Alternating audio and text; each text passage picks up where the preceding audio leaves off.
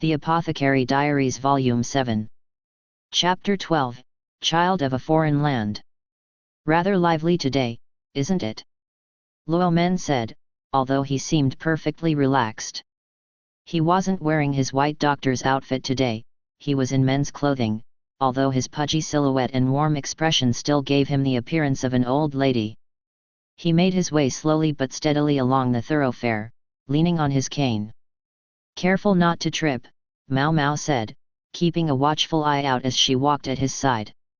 Roads weren't normally a problem for him, but this one was particularly busy, made even more so by the festival atmosphere. For an old man missing a kneecap, a stray bump from a passerby could be enough to send him sprawling. "Oh, I'm fine. I'm sure you are. Just humor me." Normally Mao Mao might have spoken more bluntly to her father, but today she tried to mind her manners. There were other people present. Namely Yao and NN, along with the doctor who was forever getting angry at Mao Mao. A soldier was with them too, as a bodyguard. What brought them outside the palace confines? A shopping trip. Only Yao had gone last time, but today all three of the girls were along. That was partly because there wasn't too much to carry, and partly because the medical office was too busy to spare all its doctors. The last shopping trip had demonstrated how tricky things could get with no physicians present. There was arguably one more reason as well: the person they would be purchasing medicine from was a foreigner. Mao Mao's father was the most accomplished in the foreign tongue among the medical staff, while Mao Mao, NN, and the other doctor each knew at least a little. On this trip, Yao was just along for the ride. "We should have taken a carriage," Mao Mao grumbled. "A carriage? With all these people around? We would only have been a nuisance," Luo Men said. He sounded cheerful, but Mao Mao thought it was cruel to make an injured old man walk all this way. Other than that, she was very happy with the situation. She got to be with her father and see some uncommon medicine. Exciting. "Don't do anything unless we tell you to," said the other doctor. "Call him Scary Doctor," glaring at Mao Mao. Hey, she knew how to behave herself in public. She'd long had the feeling that he was keeping an eye on her, and since the incident with the frog-based salve the other day, his surveillance had only become more intense.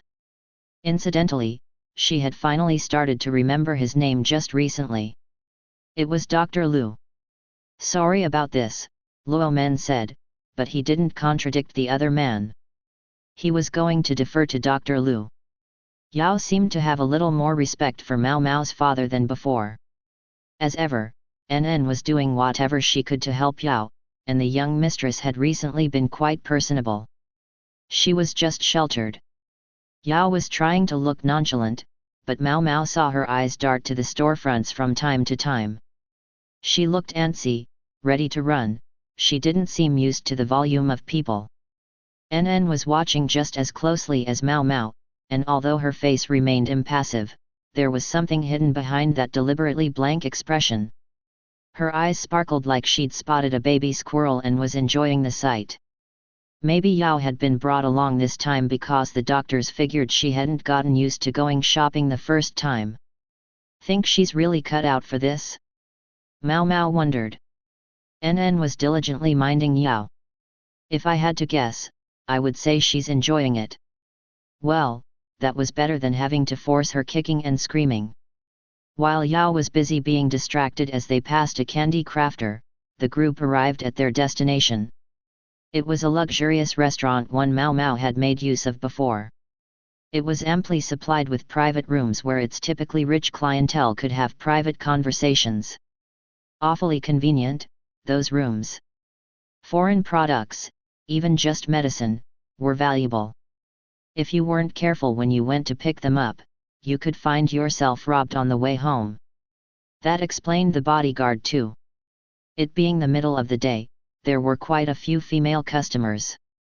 At lunchtime, the restaurant sold light snacks, and the fresh steamed buns looked enticing. "This way, please." A server showed them to their room, where a foreign man with light hair waited. He was very hairy, except for his chin. He wore a thick mustache but no beard. Luo Men entered the room, but when Mao Mao and the others started to follow, the foreigner held up a hand. He and Luo Men conferred. The group was too far away to hear what they were saying, but Mao Mao saw her father shake his head and look back at them. He says only 3 people may enter. What? 3 people? That meant Mao Mao and the other 2 assistants would have to wait outside. Obviously the 2 doctors would be essential, and they would want the bodyguard with them just in case. In fact, he thinks we shouldn't have brought women at all, Dr. Lu said. I guess we should have had you accompany us when we were dealing with someone else. Mao Mao's shoulders slumped. Was she going to be condemned to wait in the hallway the entire time? Then Dr. Lu handed her a piece of paper. I'm sure you know how to handle a shopping trip. Could you pick up some other items for us while we're doing this? The paper contained a detailed list of the preferred sweets and treats of the doctors who hadn't been able to join them. The list was quite extensive, and Dr. Lu accompanied it with a substantial amount of change. If there's money left over, you can buy what you like with it. Craft candies, say. Be back here in a couple of hours. Yes, sir, Mao Mao said. Dr. Lu did nothing but get angry at her, yet he didn't neglect to provide for candy for them. He hadn't failed to notice Yao taking in the street stalls. You do know how to handle money, don't you? Yao asked Mao Mao, perhaps annoyed that she had been entrusted with the cash. Does she realize what she's saying? Yao was as good as announcing that she herself hadn't known how to use money until recently. She seemed quite proud of her newly acquired knowledge. Maybe they were hoping to teach her a thing or two about shopping by bringing her along, Mao Mao thought. Behind her, NN's eyes were shining, as if to say, isn't my mistress the cutest? Mao Mao knew that hanging on to the money would only earn her more grumbling, but she wasn't entirely comfortable giving it to Yao. By process of elimination, she handed the list and the cash to NN. Yao still seemed less than pleased, but she wasn't going to fight NN having the purse strings. How about we start with the steamed buns? NN suggested. She had the money, so it was only natural that she dictate the agenda. When Mao Mao stole a peek and saw the name of the shop, though, she frowned. Something the matter? NN asked. That place is always sold out by lunchtime, she said, pointing in the direction of the store. You heard her, Lady Yao. Ah, NN really was quick on the uptake. What? Heard what? Yao was still clueless as Mao Mao grabbed one of her hands and NN grabbed the other. They both started to pull. If they sell out, we're the ones who'll get in trouble. NN said. Yao flinched. Let's hurry, then. Hand in hand, the 3 of them sprinted for the buns for all they were worth. If they'd pictured a pleasant afternoon wandering the main street together, they were much mistaken. At last they stood in the shade of a willow tree, Mao Mao and Yao and NN, their breath heaving. Doctors must earn a pretty nice salary, Mao Mao said, her tone more than a little bitter as she looked at the mountain of treats in pretty packages. There's a lot of fresh-made stuff here. Think they'll be able to eat it all before it goes stale. They'd been to what felt like every place in town. Dr. Lu had said they could spend whatever was left over, but was there anything left over? Yao wheezed, she wasn't used to running and was so spent she couldn't speak. NN, ever attentive, bought her some juice from a nearby shop. All the snacks they had been instructed to purchase had come from well-known establishments. Mao Mao recognized a number of the treats served at the verdigris house as well. Dr. Lu had probably given Mao Mao the money because he knew she would be acquainted with many of the stores. I really think this should be enough, NN said, scanning the piece of paper. There was one more name on the list. Oh, that place. Mao Mao's shoulders slumped. It wasn't exactly close, and she didn't feel like walking that far. They've probably still got stock, and we've got an hour yet. She glanced at Yao, who appeared rejuvenated by the juice. I'm good to go, she said. Mao Mao and NN looked at each other, both cocking their heads, wondering what to do. May I ask what you're doing, NN? You two seem to, signal each other a lot these days, Yao said. I simply wouldn't want you to overexert yourself, Lady Yao, NN said. Well, that's too bad, because I'm going. I'm going, and that's final. Very well. NN's remained unfazed, but inside she was no doubt marveling at how adorable her mistress was when she was trying to put on a brave face. From behind, Mao Mao could see that NN's shapely tush was quivering with delight. Mao Mao guided them along. The shop's on a side street a little off the main road. It was a nuisance having her arms full of packages. Then again, Yao, still trying to prove she was up to these kinds of things, had insisted on carrying more of the baggage than anyone. At least Mao Mao had it better than her. I do admire her refusal to be beaten, she thought. There were plenty of people out there who were content to lord it over others simply because they happened to have been born well. At least Yao wasn't like that. Mao Mao suspected it was the same facet of her personality that had driven her to apply to become a medical assistant when she took the court lady's exam. Strictly speaking, the shop for which they were heading was not a snack place. It was more a supplier of exotic ingredients. Any physician who mixed up medicines could also do a little cooking, and this place specialized in unusual condiments and flavorings. The town felt very different once they got off the main road. They saw more commoners' dwellings as they wove their way between shops. A cat yawned in the shade of a tree, while small children in bibs tried to get its attention with a bobbing foxtail. There were women doing laundry in the canal, and a dog tied up watching a chicken in a cage who seemed likely to be that evening's dinner. This is where the shop is? Yao asked, uneasy. In answer, Mao Mao pointed at a small sign. It bore the name of the last place on their list. Yao was visibly relieved. They should set up shop somewhere more, reputable. The closer you are to the main street, the higher the taxes, Mao Mao said. The better your location, the more people went by your shop and the more money the tax man figured he could squeeze out of you. Come on, let's wrap up this list, she said. She started for the store, but suddenly NN stopped. What's wrong? Mao Mao asked. NN pointed to the far side of the canal, where they saw a gaggle of children surrounding a little girl. Mao Mao wondered if they were playing a game, but no, it didn't quite seem like it. What was going on here? While she was still trying to figure it out, she saw someone go running across the small bridge over the canal. It was Yao. What are you doing? She yelled, startling the children. You're bullying that poor girl. Her shouting sent the kids scattering. She's so, how do I put this? Young, Mao Mao thought, but trotted after her just the same. There was only one child standing in front of Yao now, the girl who'd been surrounded by the others. The victim of the bullying, if Yao was right. Huh? Yao said, puzzled. Do you see this girl? Mao Mao looked the child in the face, and she was puzzled too. It looks like she's from a foreign land, NN said. The girl's clothes were in typical Li style, but her facial features weren't the typical Li look. Mao Mao took her to be somewhat less than 10 years old. Her hair and eyes were dark, but her skin was fairer and ruddier than their own. She had a lovely face, with perfectly positioned eyes and pronounced eyebrows. Her skin reminds me of Empress Gyakuyo's. She might be of mixed parentage, then, but Mao Mao could see why NN had assumed she was foreign-born. There were markings around her eyes. That was extremely unusual in Li, since here tattoos were normally imposed on criminals. Few people would voluntarily get them, making Mao Mao and her freckles a notable exception to the rule. This wasn't the mark of any crime, however. It looked more like a ward or charm. A red, vine-like pattern. Are you all right?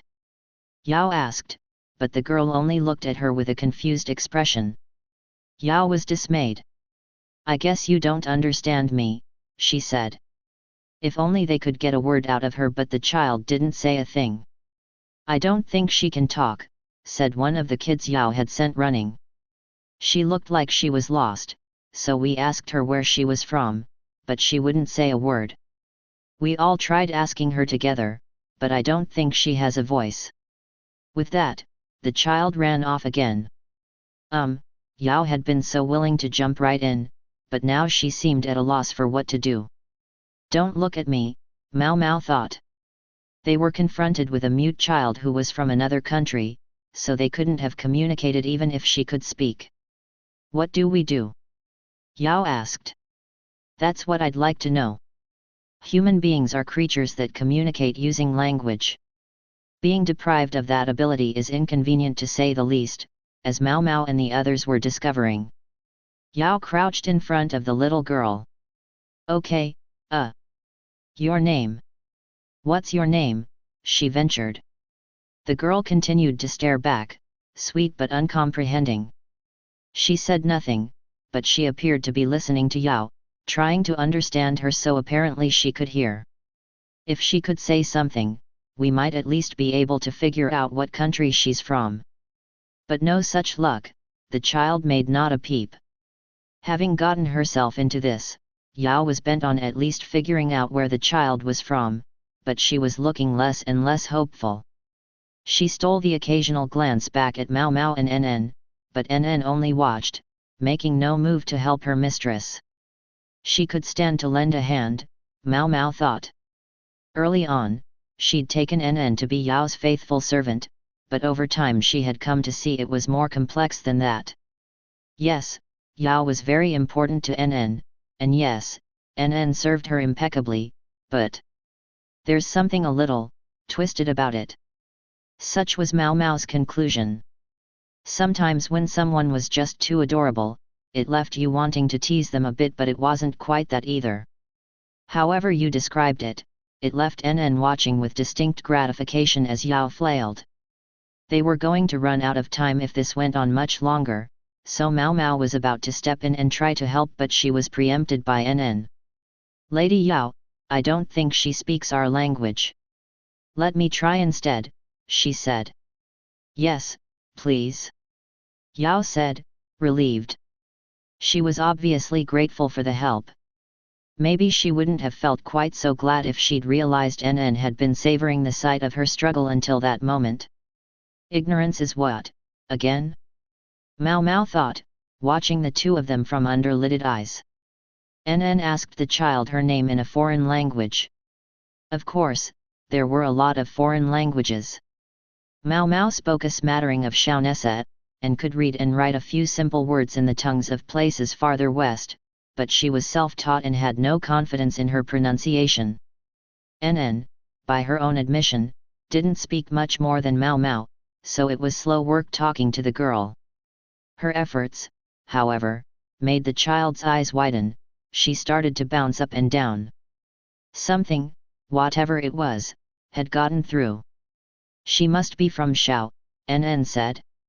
Ailan had golden hair and blue eyes, but that wasn't true of everyone from the region. Dark hair and eye colors were more likely to be passed down from parents to children, making it only natural that black and brown be the most common. I guess she understood you, but we still don't know her name, Yao said. The little girl still hadn't spoken a word. She did, however, touch her throat and proceed to make an X shape with her hands in front of her neck. I think she means she can't speak, Mao Mao said. Then she ventured a few words in Shaoneset. The girl made a circle with her hands this time, a sign of approval. Mao Mao picked up a branch that was lying on the ground and scratched a few characters in the dust to demonstrate what she had in mind. Then she gave the branch to the girl. She asked. The girl shook her head.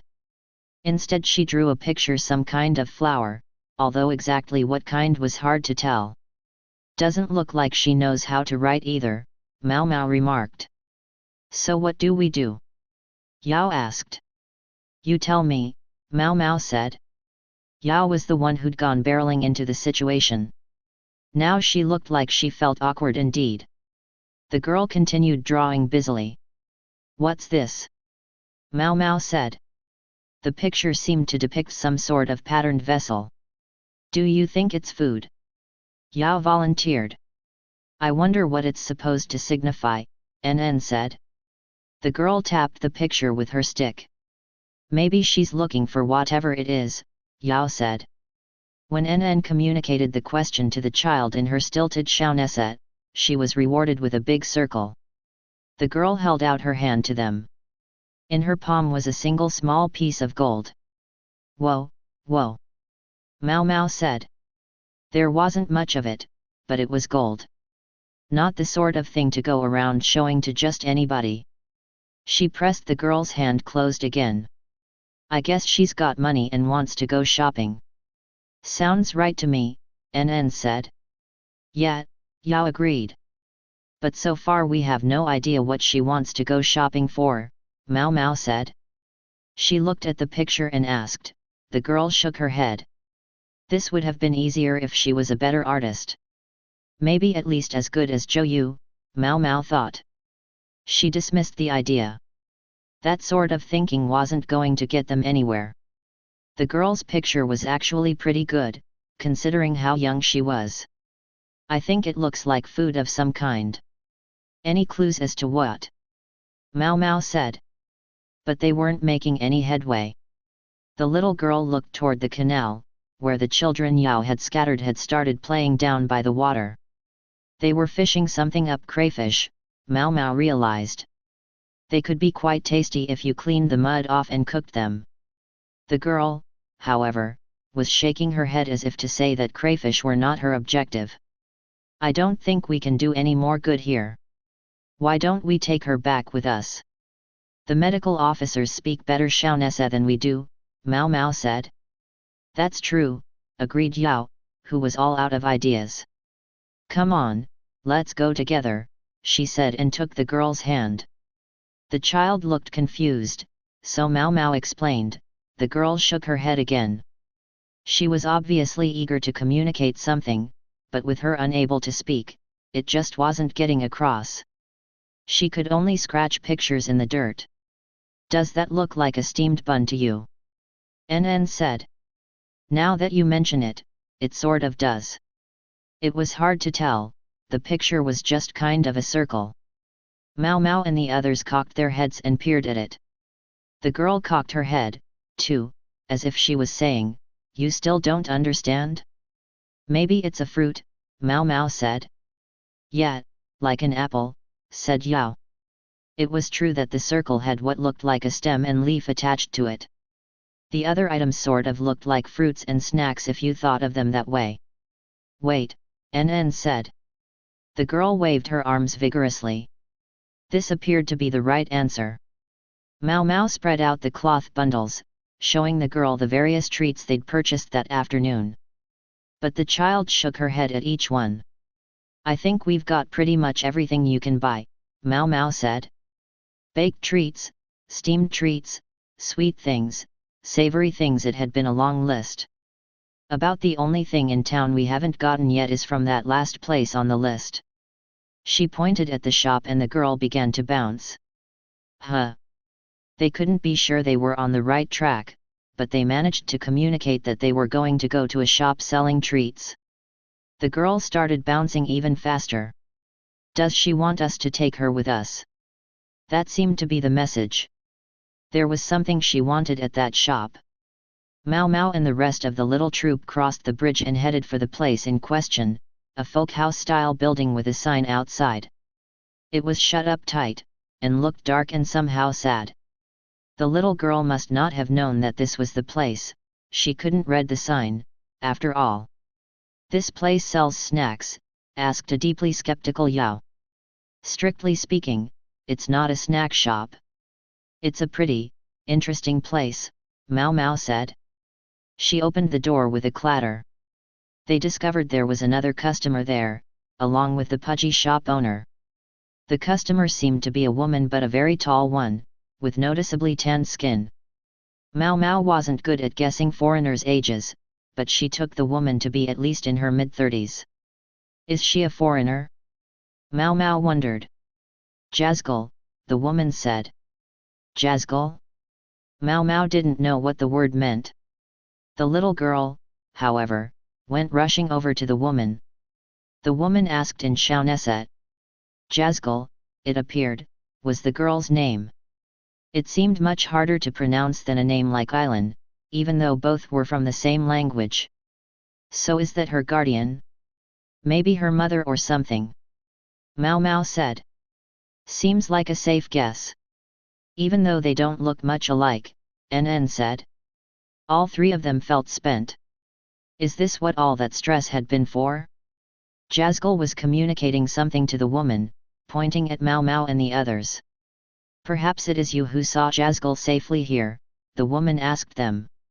She had an accent, but she was perfectly understandable. She was by the canal over there. She seemed to want snacks, Yao said. Ah. So that's what happened. In short, Jazgal's companion had been here, but they'd gotten separated, and the girl hadn't known which shop was which. Ironic, that it was so close. I must apologize. This child was adamant on going out there. While the woman chatted, the shopkeeper rifled through the shelves, looking for whatever she had ordered. Oh, I know this place, NN said when she saw the logo on some wrapping paper. The paper wasn't very high quality, but it was good enough for its purpose. What's the story? Mao Mao said. Nothing, really. I just realized this place has dealings with the mansion. Presumably meaning Yao's home. Here we are. This is all we've got in stock at the moment. That all right, the shopkeeper said. Humph. Yao exclaimed when she saw what he was holding, a bundle of frogs, stretched, dried, and packed together like a little bouquet. Maybe the girl had seen the kids catching crayfish and gotten excited, thinking they were after frogs. Hence her disappointment. There are so many different kinds of frogs, though, Mao Mao thought. If these were being used for some fancy person's snack, they wouldn't be like a frog you could just pick up off the street. Frogs. The word teased at something in a corner of Mao Mao's memory, a decent-sized thing that one might call a frog. She shook her head. It had been such a shock that it still came unbidden into her mind at times. What are those for? Yao asked. Probably a nice, cool summer snack, Mao Mao thought. The fat on the reproductive organs in certain female frogs that lived out in the countryside was gooey and delicious, as Yao should have known very well. I guess she's better off being in the dark. And there you had it. So outlanders really do eat snakes and frogs, Yao whispered to NN. Yes, so it would seem, NN replied, innocent as a dove. As far as Mao Mao was concerned, though, there was a problem with what the outlanders were buying at that moment. She started. The frogs were one thing, but they'd also bought up the store's supply of pomegranates, candied with rock sugar, and dried figs. Is it possible we could ask you to leave just a few figs for us? That was one of the items on their list. Oh, I am sorry. How many do you need? The woman said. Mao Mao named a quantity, and the woman gladly agreed. Figs are in season now. We can get 'em for you whenever you want. Pomegranates? Well, maybe it's a little early yet, the shopkeeper said. Thank you very much, the woman said. Jazgal bowed her head politely as well. Mao Mao squinted at the woman's purchases. Kind of wish I could ask about them. She didn't, though, both because it would be sticking her nose where it might not be welcome, and because she wasn't sure they shared enough language to make the conversation possible. The woman bundled up her items, then stood in front of Mao Mao and the others. Please accept this small token, she said, and held out white pieces of cloth, one for each of them. For taking such care of Jazgal. Then the foreign customers left the shop. Mao Mao touched the fabric and exclaimed, "Excuse me." Before she could pursue the woman, though, the shopkeeper said, "Your items are ready." By the time they had collected their purchases and left the shop, the two foreigners were nowhere to be seen. What's got you so worked up? Yao asked. This cloth, Mao Mao said, giving it a gentle flap. It looked plain and white, but the corners were worked with elaborate embroidery of grass and trees. It's cool to the touch. I would assume it's silk. Yes, It is. What about it? Easy for the girl from the lap of luxury to say. Mao Mao spread her hands and shook her head in a gesture of exasperation. Lady Yao. A piece of silk is a very generous reward for something as simple as helping a lost child. At least to us ordinary people. Yes, of course. I knew that. All right, Yao was pretty cute. NN was flashing Mao Mao a thumbs up from where Yao couldn't see. So these outlanders could buy up a store's stock and handed out silk like candy. We're dealing with some rich folk here. Mao Mao sighed, thinking maybe she should have sucked up to them a little more. At that moment, a bell rang signaling the hour. The time, all three of them exclaimed. It was long past when they were supposed to be back. They ended up running as fast as they could, again. Chapter 13, Lady-in-Waiting to His Majesty's Younger Brother. 4 days after their shopping expedition, Mao Mao found herself doing the same thing day in and day out, washing and disinfecting bandages. The medical assistants were all getting pretty tired of it when a message happened to arrive. Specifically, a message for NN. Just for me, she asked. I wonder what it could possibly be, said a most intrigued Yao, taking a peek. Out of the three of them she was the most fully developed, but her behavior, including her bouts of unabashed curiosity, reflected her age more than her looks did. It would appear to be notice of a new assignment, NN said. When they saw what it said, all three of them scowled. They looked at the physician who had brought the notice. Well, you all saw it. NN's going to have other work to do for a while. NN scowled hardest of all. I'm sorry, sir, but I must say I'm loath to be separated from Lady Yao. This assignment comes from someone you don't say no to, the physician replied. His tone was still friendly, but there was clearly no room for argument. What was written in this disturbing notice? So, she's ordered to serve the Emperor's esteemed younger brother? At least, for a while. Yao said, taking the paper and reading it over again. So she was going to be babysitting Jinchi. May I ask something, sir? Why me? If this is about our exams, Lady Yao achieved better marks than I did. Yet, because you deliberately flubbed it, Mao Mao thought, but she was decent enough to resist the impulse to say it out loud. And I hardly think my family background makes me suited to this service, NN continued. Yao came from good stock, but NN was a commoner. Normally, one would have expected the royal family's ladies-in-waiting to come from halfway respectable households. Mao Mao, though, thought she had an inkling as to why NN had been chosen. If anything, I think he's avoiding ladies whose status is too high, the doctor said, looking somehow pleased to know this. Pick someone of high status, and there's every chance she'll just be angling to make him her husband. Jinchi was 20, a year older than Mao Mao, and he looked older still. Certainly a reasonable age to find himself a wife or consort.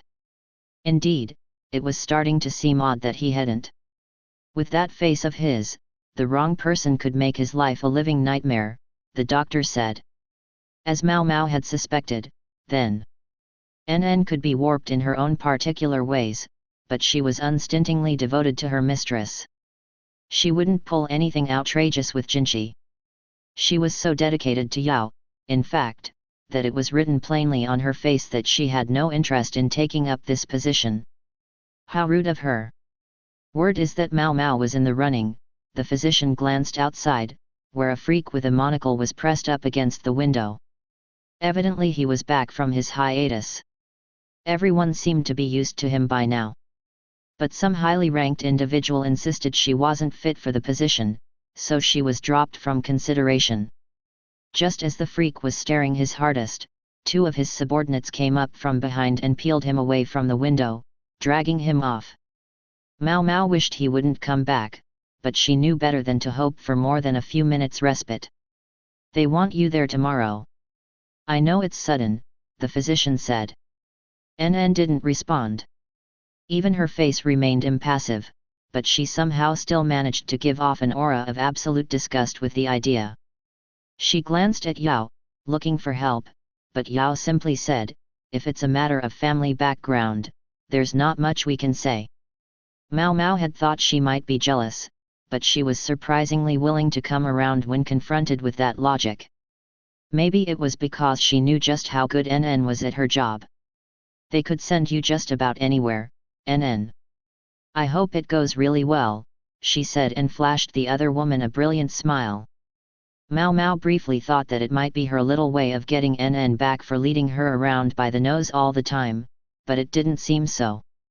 Yao was truly giving her blessing to this personnel transfer, completely oblivious to how NN felt or what she was hoping for. Classically naive, Yao was. NN scowled again. If her mistress had interceded at this moment, it might have saved her, but Yao had simply given her the old so long good luck. What else could NN do? "Best of luck out there, then," the physician said, clapping her on the shoulder. NN gave him a dejected nod. "It's a lot busier around here with one less pair of hands," Yao said as she organized medicine in some drawers. She'd already been talking to Mao Mao more, and the pace had really picked up now that NN was gone. "Definitely," Mao Mao said. NN worked hard. She was going through medicines and sorting them into piles. Once in a while they got something unusual, but today it was all just topping off supplies of ordinary drugs. "I hope she's okay. I'd like to think she wouldn't be rude to His Majesty's younger brother. I'm sure she's fine." "Yeah. You're right. This is NN we're talking about. I'm sure it's okay. What I meant was, he won't have her executed for being a little rude to him." Mao Mao had been thinking less about NN and more about Jinqi's personality. He was never too eager to punish people. There were times when his hands were tied and he had to do it, but Mao Mao seriously doubted NN would do anything awful enough to put herself in that position. Long as she doesn't actively try to murder him. Mao Mao, meanwhile, would keep doing her work as normal. Jinqi's office was more populated than usual. He held his paperwork in one hand as he looked at the civil officials, soldiers, and court ladies being introduced to him. Normally, someone of Jinqi's rank wouldn't have bothered to meet every single new person who was given a job. It had been his own idea to make sure he saw each of them. "We'll be getting quite busy, but I'm confident you'll work hard," he said to them and smiled. He wasn't out to sow goodwill, or even to make his subordinates feel at ease. Not a single other person there was smiling. To smile at someone could leave the other person with a good impression, but for Jinqi, it could also be a harbinger of disaster. On his very first day as a eunuch in the rear palace, one of the other eunuchs had greeted him with a smile. Gao Shun had looked away for an instant, and Jinqi had found himself dragged into the underbrush. The men around there might have been without their most important possession, but that wasn't enough to completely rob them of their sex drive. The man had wanted to make Jinqi his toy. Jinqi wasn't sure how it had started, but it had been clear he was in danger. "Funny. I never got to where I could look back on that and laugh," he muttered to himself. He'd punched the eunuch and run, but he'd learned that such relationships weren't uncommon among the men of the rear palace, who referred to their lovers as brothers-in-law. He didn't want to think about it. Sadly for all involved, Jinqi had no interest in such things. "Is something the matter, Master Jinqi?" asked Basin, who had at last recovered from his injuries. From what Jinqi heard, he'd continued his daily military training unabated despite his body being in tatters. Gao Shun seemed in disbelief at his own son's durability. "It's nothing," Jinqi said. The new personnel all appeared to be safe. He'd been somewhat unnerved when he'd heard that they simply had to hire a young lady in waiting, but so far all seemed well. And now Suiren would stop chiding him every time he was in his room. He couldn't be too cautious, especially in light of the recent attempted poisoning. He had to keep a sharp eye on things. Jinqi himself had hoped to bring a certain long-standing acquaintance of his on board, but instead he'd ended up with one of that acquaintance's colleagues. That is to say, one of the court ladies from the medical office. Since the position was new, the test had been made particularly difficult, and one by one the women with no aptitude for medicine had been weeded out. That assured him that at least this young woman knew what she was doing. Everyone would have plenty to do soon enough, what with the prince's presentation coming up. Jinchi needed to get back to work himself, so he told them to be on their way. Once the crowd was gone, Jinchi heaved a sigh. Only Basin was in the room with him, and he would let the gesture go. "Would you like me to prepare a drink for you, Master Jinchi?" "No, I don't need anything." "What about you? Are you feeling better?" "I sincerely apologize, sir, but my morning runs are still only 2 li. I'll have them back to normal in no time." That sounded like more than enough to Jinchi. He marveled at Basin's physical capacities. Basin's work had piled up during his absence, and now he was playing catch-up. He had no gift for paperwork, but he was doing his damnedest, which pleased Jinchi. "Master Jinchi," Basin said, holding up a piece of paper. "What do you wish to do about the Shao shrine maiden living in the villa?" Politics could be a very special kind of pain in the neck. Things that could have been easily communicated orally had to be announced in painstakingly detailed memos. The shrine maiden had arrived at the villa days ago, and now the papers about the matter were arriving. As for the shrine maiden, Jinchi had gone to give his formal greetings, but that was all. He'd been under the impression someone else was dealing with the matter, so imagine his surprise when it landed in his lap. "It's my problem now, is it?" He looked at the mountain of paperwork and sighed again. What else was there to do? Rear palace-related matters were still coming to him, and it seemed to be falling to him, so he felt, to fill the hole left by the absence of the Shi clan. "Do you suppose they all hate me?" he asked. "No, sir. If anything, I should think they adore you."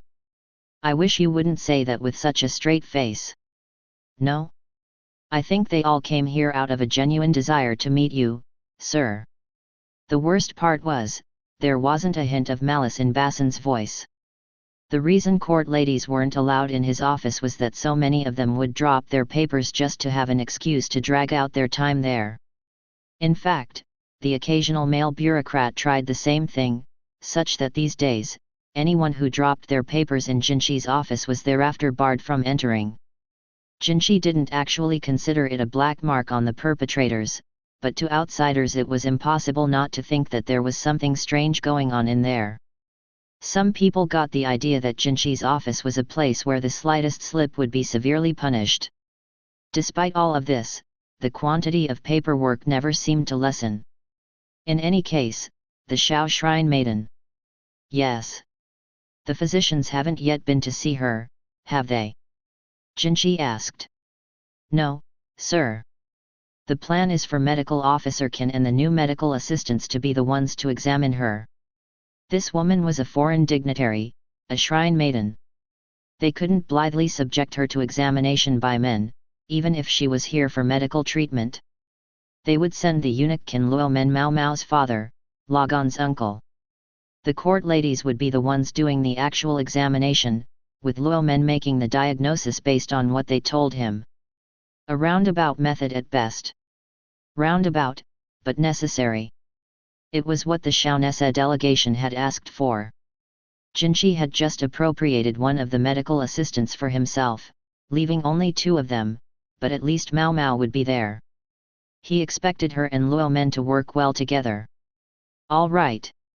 Find out everyone's schedules and tell the medical office to set up an examination. Ideally, one that accommodates the shrine maiden's needs and availability as much as possible." "Yes, sir." Basin quickly wrote down the orders and passed them to a messenger who waited outside the office. "Is there anything else?" Jinchi asked. He wanted to get the weightiest matters out of the way first. The nettlesome annoyances that seemed to keep coming back to haunt him could wait. "Nothing to speak of, sir." "Oh. Except..." "Yes." Basin looked uncomfortable. "We've already received a request for transfer."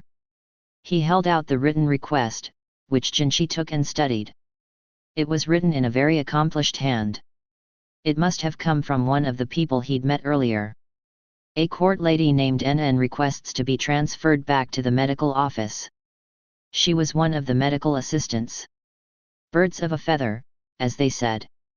A somewhat unusual job could attract somewhat unusual people. Jinchi wasn't eager to have too many young ladies in waiting around him, so once the other women had learned the ropes, he thought it distinctly possible that they would be able to get along with one less person. If this NN could simply hold out until then, she might very well get her wish. On what basis did we hire NN? He asked. She's diligent about every aspect of her work and excellent at supporting those around her. She's also been a lady-in-waiting since she was 10 years old, so she already knows what she's doing in that regard. She's a quick learner, but shows no desire to advance herself in the world, which I suppose is both a strength and a weakness. Yes, that does sound promising. She also. Well, this isn't precisely about her capabilities. Basin sounded awkward. He couldn't quite bring himself to look at the paper directly. Yes? Out with it. Sir. There's an additional note here. It's not that she's uncomfortable around men or even specifically dislikes them, he hesitated ever so briefly before saying, but she's shown a certain preference for women. A preference for women. Meaning she was romantically interested in other women despite being a woman herself. She stays. Jinchi exclaimed, flinging the transfer request aside. Master Jinchi. She's the perfect fit. I'm not letting this one get away. He was grinning broadly as they went back to work. Chapter 14, Meeting the Shrine Maiden. Close to Aduo's villa near the court was another, similar building whose main purpose was to house foreign visitors. At the moment, the shrine maiden from Shao and her entourage were staying there. That was where Mao Mao, Yao, loyal men, and several bodyguards went to perform her examination. Mao Mao recognized the guards. They were eunuchs she knew from the rear palace. With the shrine maiden present, the villa was on some level a place where men were not allowed, hence the emasculated escorts. What an odd place, Yao commented. Although it was near the court, it was in the opposite direction from Yao and Mao Mao's dormitory, so they'd never had a chance to take a good look at it. Mao Mao had glanced at it a few times when she was going to Aduo's villa, but only now did she see that Yao was right. It did seem strange. Maybe the style could be characterized as foreign. The architecture didn't seem Shaonese so much as it seemed to come from somewhere farther west. Mao Mao had never seen such a building herself, but there had been pictures of one in a book she'd borrowed long ago. The construction used wood and occasionally brick, and the tops of the window frames were in the shape of crescent moons. The use of glass in a few places only emphasized the luxury of the place. The garden contained rose arches that must have been magnificent when the flowers bloomed. The servants' uniforms were equally striking, although the servants themselves all had dark eyes and hair that suggested they were people from Li. Guess you can't hire foreigners to attend on a foreign dignitary. If one of them turned out to be a covert operative, it would be on your head. Mao Mao was sure that even the mud-covered middle-aged lady tending to the garden had been thoroughly vetted. They entered the building and were met by a woman whose appearance screamed foreigner. She was tall, with light brown hair, while her eyes were an olive color, straddling the line between light and yellowish green. "We have been waiting for you," she said with the unique Shaonese lilt. "Please, come inside." She led them within, where they discovered that the interior of the building was much more elaborate than the exterior. There were flagstones beneath their feet, while many of the stone pillars around the building were decorated with carvings. A number of display pieces stood here and there. They looked imported. If a commoner were to knock one over, they could work their entire lives and never pay it back, Mao Mao suspected. As they went deeper and deeper into the building, it got darker and darker. Curtains had been pulled over the windows, blocking the light from outside. "Right. She's albino. That is to say, someone with white hair, pale skin, and red eyes. Some were said to have blue eyes, or a few streaks of gold in their hair, but all of them were sensitive to sunlight." Mao Mao's old man had told her that albino people lacked the stuff that normally gave people their skin color, so the sun was harsher on them than on most people. To compensate for the blocked windows, there were candles placed along the ground at regular intervals, burning even here in the middle of the day. "This way, please," the woman said. "I sincerely apologize, but we must ask the men to wait here." "We understand, of course," Luo Men said, and he and the guards stopped at the entryway. Mao Mao and Yao proceeded into the room. It was dim and full of the smell of incense. An orange light flickered, revealing a silhouette on a canopied bed. "I've brought them, milady." A woman who appeared to be an attendant stood by the bed. She had dark skin and looked somehow familiar. Mao Mao was tilting her head, trying to figure out who it was, when Yao exclaimed, "Oh!" Mao Mao gave her a nudge, but at the same moment, she realized why the woman looked so familiar. She was the one who'd been with the young girl, Jazgul, the other day.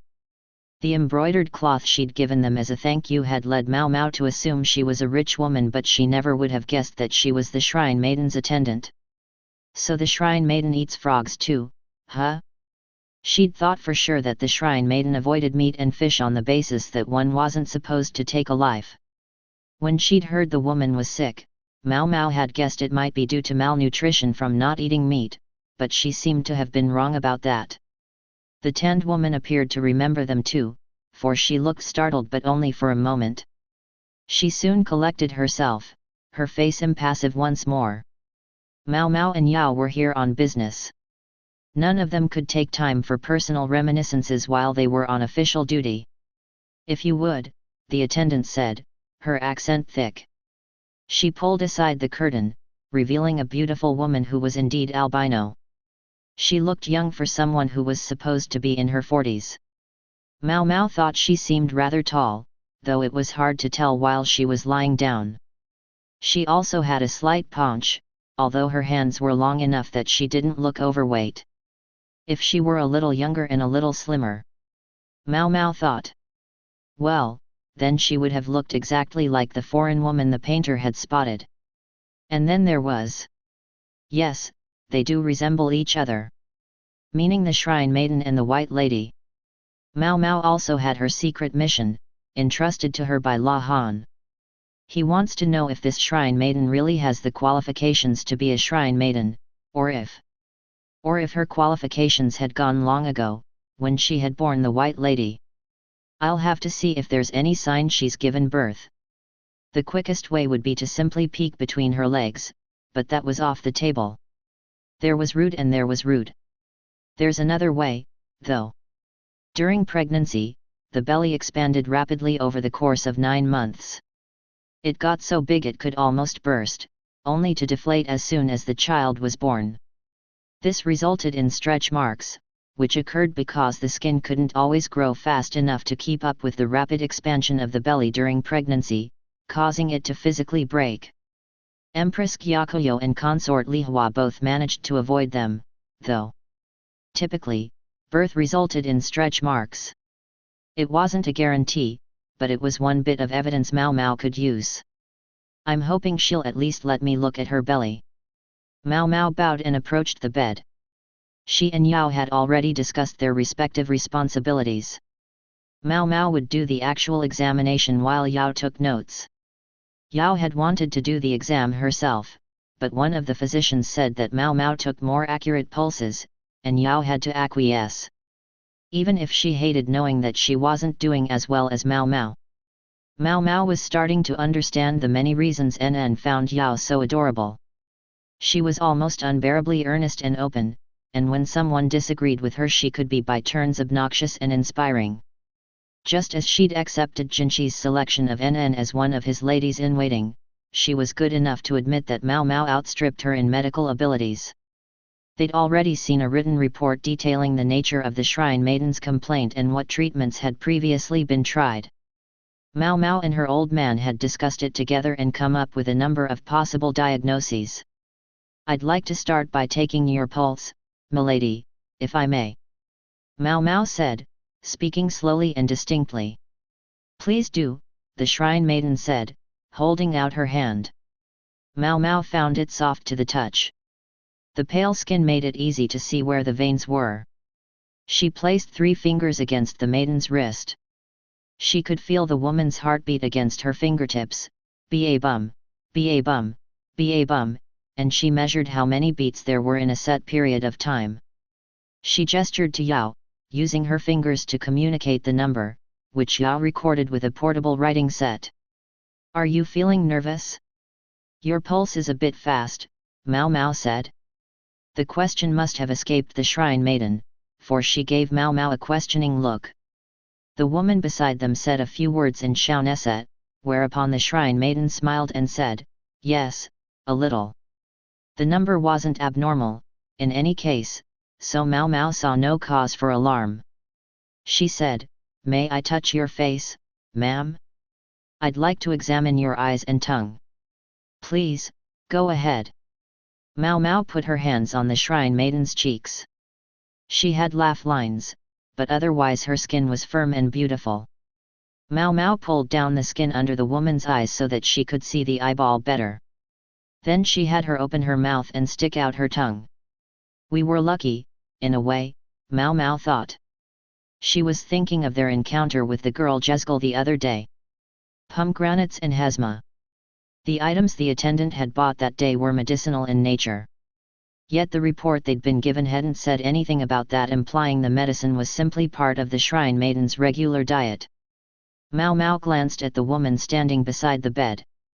All her surprise had vanished. Now, she looked as if nothing was out of the ordinary. Maybe she wasn't making medicine at all. Maybe it was a complete coincidence. Taking too much medicine could have a deleterious effect on the body. "Pardon me, but could I trouble you to write down in detail the shrine maiden's favorite foods?" Mao Mao said. "Very well," the attendant said. She made some quick notes, but unfortunately they were in Shaoneset. Mao Mao didn't know all of the words. She would have to translate them later and then consider them. Anyway, it was her father who would give the final diagnosis. She hoped he might be able to read the list better than she could. "Would you be so kind as to remove your overgarment?" "Certainly," the shrine maiden said and began to shrug off her clothing. Knowing the exam was coming, she'd gotten sleepwear that closed in the front. Mao Mao could now clearly see her breasts and belly button. "May I conduct a physical examination?" Mao Mao asked. "Go ahead." Mao Mao began to tap on the shrine maiden's body, listening for subtle differences in the sound. Meanwhile, she looked at the woman's belly. No stretch marks. The shrine maiden's paunch would have made stretch marks less likely, but there was also the possibility that their entire hypothesis was wrong. That she had never borne a child at all. What would make Mao Mao think that? Her breasts are small for the amount of meat on her bones. When menarche didn't come, a person could wind up half yin and half yang, neither exactly a man nor exactly a woman. That might explain the size of her chest, but maybe her breasts had simply always been small. It was impossible to know for sure whether the shrine maiden had given birth or not. Whether she was ill and how likewise depended on whether her monthly visitor had ever even come. Mao Mao's eyebrow twitched as she conducted the exam. It was frustrating not to know exactly what she was working with. The examination was not making things clearer. And yet, she felt a creeping suspicion. I must be missing something. Something was wrong, but she couldn't tell what, and she hadn't figured it out by the time the examination was over. I wish I could have inspected her bottom half, she thought, but she knew that was too much to ask. Just having gotten a look at the shrine maiden's bare chest was an achievement for her very first exam. Even some of the consorts in the rear palace resisted the idea of strangers touching them. You can put your clothes back on, Mao Mao said. She knew she was never going to figure it all out in one visit, the world simply didn't work that way. Continuing to press wouldn't get her anywhere. Better to go back and tell her father what she had learned. I'm going to discuss things with the physician based on what I've seen and heard here, she said. Understood, the attendant said, helping the shrine maiden back into her overgarment. Mao Mao and Yao left the room. Once they were safely in a carriage and headed home, Yao exclaimed, "Gosh, was I nervous? She suddenly realized she'd spoken aloud and scrambled to look like she hadn't said anything, but it was too late.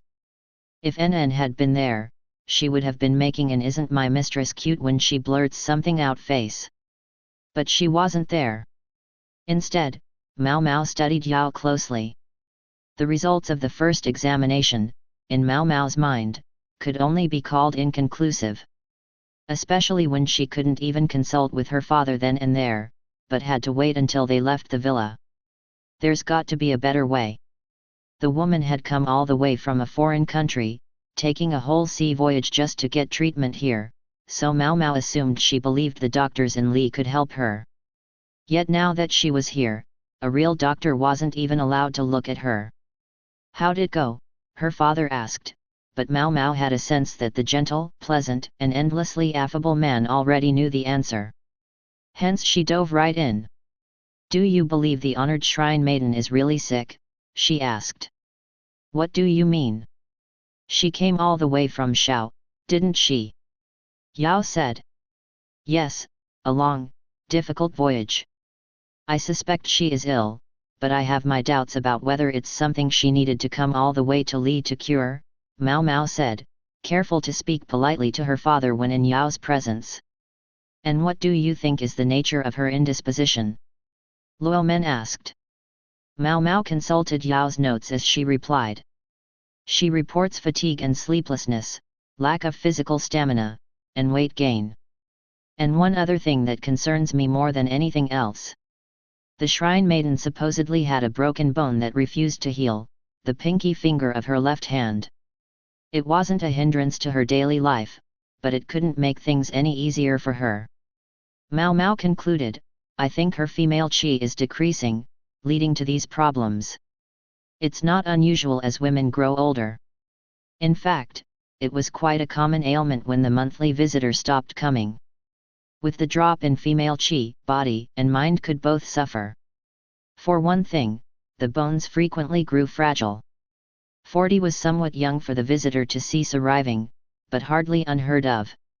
If it had never come to begin with, it might make the shrine maiden that much more prone to such problems." I see. All right, let's assume you're correct, Mao Mao. You know, different countries have different ways of treating illnesses. Perhaps they really believed they couldn't help the shrine maiden in Shao and sent her to Li instead. Do you have any evidence that it's otherwise? I do. Mao Mao produced the sheet of paper detailing the shrine maiden's diet. She wasn't given any medicine specifically for augmenting her female qi, but she wouldn't have needed it. The food she's been eating would have been more than enough to compensate. You mean all that stuff the woman was buying at the shop? Yao said, catching on. The attendant had made a substantial number of purchases, including many things that could treat women's health concerns. The shrine maiden knew perfectly well how to treat her own condition, yet she had come all the way to Li. There had to be politics involved. May I take it the two of you are of one mind on this? Luo Men asked Yao. I don't have as much medical knowledge as Mao Mao does, but I also saw the honored shrine maiden's attendant buying a lot of medicine the other day, so I have no objections. She looked somewhat pained at having to admit her own ignorance in medical matters. She was willing to be honest about it, though, which had a charm of its own. Mao Mao was virtually becoming a second NN. So she knows it was medicine. Did that mean she was also aware that her Hesma snacks were medicinal? Maybe one day Mao Mao would ask. Luo Men, meanwhile, looked troubled. That was typical for him. At this moment, though, he looked somewhat more troubled than usual. I would simply remind you of one thing. Yes, sir. Mao Mao and Yao each said. When we do our work, people's lives hang in the balance. Of course, they both knew that. However we treat the shrine maiden, we must not risk life and limb doing so. Yes, sir. I should have thought that was obvious, Yao said, mystified. Under no circumstances are the shrine maiden or her people to hear what we just spoke of. We need only find and administer the appropriate treatment. Even if it happened to be what those people were already doing. Yao doesn't look happy about this. Understandably so. She had to be wondering why they would do the same thing the shrine maiden's attendant was already doing. Wouldn't that be tantamount to admitting they were incompetent? But knowing when to play the fool is an important skill too. Her father had said they must not risk life and limb, but she suspected he wasn't referring to the shrine maidens so much as their own. With the rank odor of politics floating around, inadvertently telling the truth could indeed put their lives in danger. Perhaps a difficult concept for a young lady still not disabused of her innocence about the world. If NN were here, I'm sure she could find a good way to communicate it to Yao. Unfortunately, NN was away on assignment. Say, we're almost there, Mao Mao said to Yao in a bid to change the subject. Getting from the villa to the court took even longer than getting to the medical office once they'd arrived, so it could be a tiring trip. Once we get to the office, how about we look for some medicine? Something you can only find in our country. If it helps even a little, that should do the trick. Right. Sure, Yao said. She was smart enough to know that making a fuss just then wouldn't gain anything. To Mao Mao's relief, she did the mature thing and stayed calm. Once they got back to their office, Luo Men immediately went to get the papers in order and make their report. With his permission, Mao Mao and Yao went to the room where the medicines were kept and started looking for something that might help. They decided to check everything, although they knew some medicines wouldn't work on account of the shrine maiden's constitution while others had already been tried. They took out the medicines one by one, Mao Mao working from memory while Yao consulted a book. Although they had permission to be there, they had rather monopolized the medicine storage room. Eventually one of the doctors stuck his head in and snapped, "What's going on in here? There's medicine everywhere. What are you looking f yikes?" It was Luo Men's old acquaintance, one of the doctors who had come to consult about the status of consort Li Shu's virginity. He sometimes paid the medical office a friendly visit. "Is something the matter? Do any of these combinations concern you?" Mao Mao asked, peering at him. No, I just thought. For a second I was afraid that they were sending me back there." "Where?" "You know, there." The man pointed to the northern quarter of the court. "The rear palace." "What would make you think that?" "I grant these are all treatments for women's health concerns, but this has nothing to do with the rear palace." Mao Mao let her eyes drift over the assembled medicines. "Ah, women's complaints. Yes, I see. It's just that I mostly deal with men here at court. When I saw these particular ingredients laid out, I panicked a little." The man seemed to have some sort of traumatic memory of the rear palace. It reminded Mao Mao that in the past, doctors who weren't eunuchs had been permitted to come and go there. "That's right, you were a physician at the rear palace some time ago, weren't you?" "I've heard," Mao Mao said. "Did something happen there?" "Nothing much. Just a bad memory. You take this and some of these." He began plucking ingredients out of Mao Mao and Yao's collection. "Mix them together, and they become a special fake eunuch medicine." "Fake eunuch medicine?" Mao Mao and Yao asked in unison. "It's a fairly straightforward matter. Sometimes a man who isn't a eunuch needs to enter the rear palace, but that can lead to problems. They didn't force you to become a eunuch, but they made you take this medicine, which suppresses male functions." Now Mao Mao understood. She'd always wondered how it was that Gao Shun had gone in and out of the rear palace with no problems. Jinchi was another matter. He'd probably been taking this medicine. "I admit, it looks like it would taste rather unpleasant." "The worst." The doctor was clearly speaking from experience. "And it can start to have strange side effects as you become accustomed to it." "I knew it must have side effects." "Goodness, does it? Any medicine taken to excess can be harmful. That's why I worried when I saw that stuff." It was clear enough why he had been so disturbed. Mao Mao wanted to ask him exactly what the side effects were, but the man showed himself out of the room before she could get the words out. I feel like NN would know what to do in this situation, Yao said. I agree. It is sort of her forte. What with all this talk of side effects? Do you think we should write a letter to her and ask for her opinion? I think that's an excellent idea. And NN would be happy to hear from you. She was probably on the verge of going through withdrawal from young mistress deficiency. Her absence, though, had gotten Mao Mao and Yao to talk more, so that was some compensation. Mao Mao's thoughts wandered back to what combination of medicines they should use.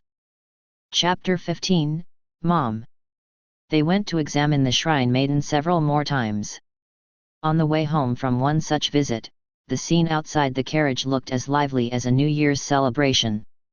It almost would have been faster to walk, Yao said. Mao Mao, who knew her father had a bad leg, stayed quiet. Luo Men smiled awkwardly. My apologies. I can't go too far on this leg, you see. Yao looked mortified, but it was too late. She was lucky it had been Luo Men. He would take her slip in good humor. Any other important personage might well have been offended. It wasn't clear yet if there was much point to the examinations they were conducting, but the little crew had at least been able to be of some help. Not Mao Mao's medicinal selections, sadly, but rather in terms of life advice. They'd been able to tell the shrine maiden to make sure she drank plenty of water. In Shao, water was too precious to drink much of. Besides, the shrine maiden couldn't exactly excuse herself to use the facilities just any old time, so she wasn't in the habit of drinking water frequently. When she started to get more fluids, she happily reported that she was having fewer headaches. She was also pleased, she mentioned in passing, to be able to take more walks. As an albino, she'd only been able to go out at night in Shao, but the sunlight was less intense and rain more frequent in Li. During spells of bad weather, she would get an umbrella and take a constitutional. I guess I'm glad she's enjoying herself, Mao Mao thought, but she was almost beginning to wonder if the shrine maiden had come to Li for a simple vacation. Not that the woman had nothing to fill her hours, of course. She received occasional visitors. Some of them were important people, but there were also those who simply wanted to exchange a few words with the foreign shrine maiden for the experience. Much like the white lady before her, this foreign shrine maiden seemed to attract people intrigued by the color of her skin. She said someone who visited her today wanted their fortune told, Mao Mao said. Prognostication certainly is something a shrine maiden sometimes does, but it's a bit of a rude request. She is, after all, a foreign dignitary, Luo Men said. Mao Mao agreed entirely. Not to mention that, publicly at least, she was here for medical treatment. Going to someone in that position and asking them to tell your fortune smacked of a certain lack of empathy, but sadly, many people seem to be that way. They say her fortunes are accurate, but I question living your life based on things like that, letting baseless predictions dictate your future, Mao Mao said. That was what bothered her. There was no reason to believe fortune-telling worked. If the shrine maiden's predictions had any validity at all, it probably just showed that she had a gift for reading people. I know you prefer things to be clear-cut, Mao Mao, Luo Men said. You don't like fortune-telling. Yao broke in. Doesn't it make you feel funny? Mao Mao asked. She knew not everything in the world was black and white, but in her view, most of life's mysteries simply represented a limitation of one's own knowledge or information. There was always something real behind them. I mean, scorching tortoise shells and letting that tell you where to locate your capital city? Pretty dubious method. I dare say it's surprisingly rational, in fact, her father countered. Using parts of the local wildlife can give you a sense of how well the animals are eating. In other words, whether the land is abundant. Call it fortune-telling, attribute it to the gods or an immortal if that's what it takes to get people to believe it. Perhaps that's where what we call politics began. I see, Mao Mao thought. She could accept that. Yao was likewise listening intently. There's only one problem. A ritual might have meant something when it was first performed, but if you forget why it began or lose the knowledge of what it means, only the form remains. That, girls, is dangerous. Luomen looked sad. I once went to a village where, when there was a bad harvest, they would sacrifice all the infants born that year, burying them in the ground. But one year that failed to improve the crop, so they made more sacrifices, until there was hardly anyone left in the village. That was when I happened to pass through the place on my travels. I think I see where this is going.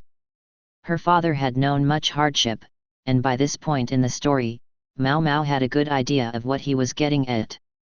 When they tied me up and threw me in a hole, I thought for sure I was going to die. My good luck that my traveling companion showed up a little later and found me, or I might be nourishing the worms there to this very day.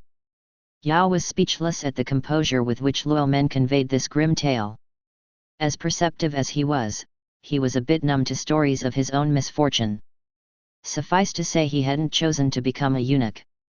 We might regard human sacrifice as absurd, but sometime in the past it was effective. In this particular village, they had a habit of planting the same crop in the fields each year. They used fertilizer, but there was a nutrient missing, something produced in the human body. That logic, of course, only held if monocropping was the actual problem. When Mao Mao's father had visited the village, though, an insect-borne disease had been the cause of the poor harvest, the sacrifices had been entirely in vain. Sometimes people continue to do things simply because they worked in the past. Take a place that promotes good harvests with human sacrifices, the harvest happens to improve because the sacrifices were buried in bare earth. Over time, however, the gods or immortals come into it and it becomes a ritual. The divine is a powerful and convenient excuse. Perhaps the shrine maiden of Shao had become sacred through a similar process. Their chat brought them to the door of the medical office. Mao Mao would have liked to hear more from her father, but that would be all for now. She helped him out of the carriage. There were reports to write. Always reports. They discovered quite a commotion as they entered the office. What was going on? "Thank goodness you're here," said a doctor who came over to them looking very distressed. "What's the matter?" Luomen asked. "What's the matter? What's the matter? I can't believe he would show up when you were both out. We told him you weren't here, but he insisted he would wait until you got back. We didn't know what to do." Mao Mao and her father looked at each other. There was a short list of people who could cause consternation like this. "I guess I'd better handle this," Luomen said and walked into the medical office. Inside, no surprise, was the monocled freak, reclining on a couch he'd had brought for himself. "Uncle. I thought you'd never get here," the freak said, grinning. "Come now, log on. We've talked about bringing your furniture into people's offices uninvited. As well as throwing your snack wrappers on the floor, they belong in the trash can. And don't come crying to me if your teeth rot from drinking nothing but juice. You aren't drinking straight from the container, are you?" Luomen bent over and began picking up wrappers. "He looks like an old grandma," said Yao, and even those in the office not of refined upbringing probably agreed with her. The apprentice physicians and the freak's subordinates scampered to join Luomen at his task. Mao Mao should probably have helped, too, but if she got anywhere near them the commotion would just start again. Not to mention she simply didn't feel like it. Instead, she observed from behind a post. "Uncle. Where's Mao Mao?" "She's close, isn't she?" the freak said, his nose twitching like a dog's. Mao Mao couldn't stop herself from mumbling, "Ugh. Maybe you could do something about your face, Mao Mao?" "It's terrifying," Yao said. "If she said so, then..." Mao Mao massaged her mouth and eyebrows until they relaxed somewhat. She couldn't keep her cheeks from twitching, though. "Mao Mao. Give me Mao Mao," the freak was shouting. "Come on, now. I warned you that if you made a fuss there would be lots of carrots in your dinner." "It's carrot congee tonight," Luomen said.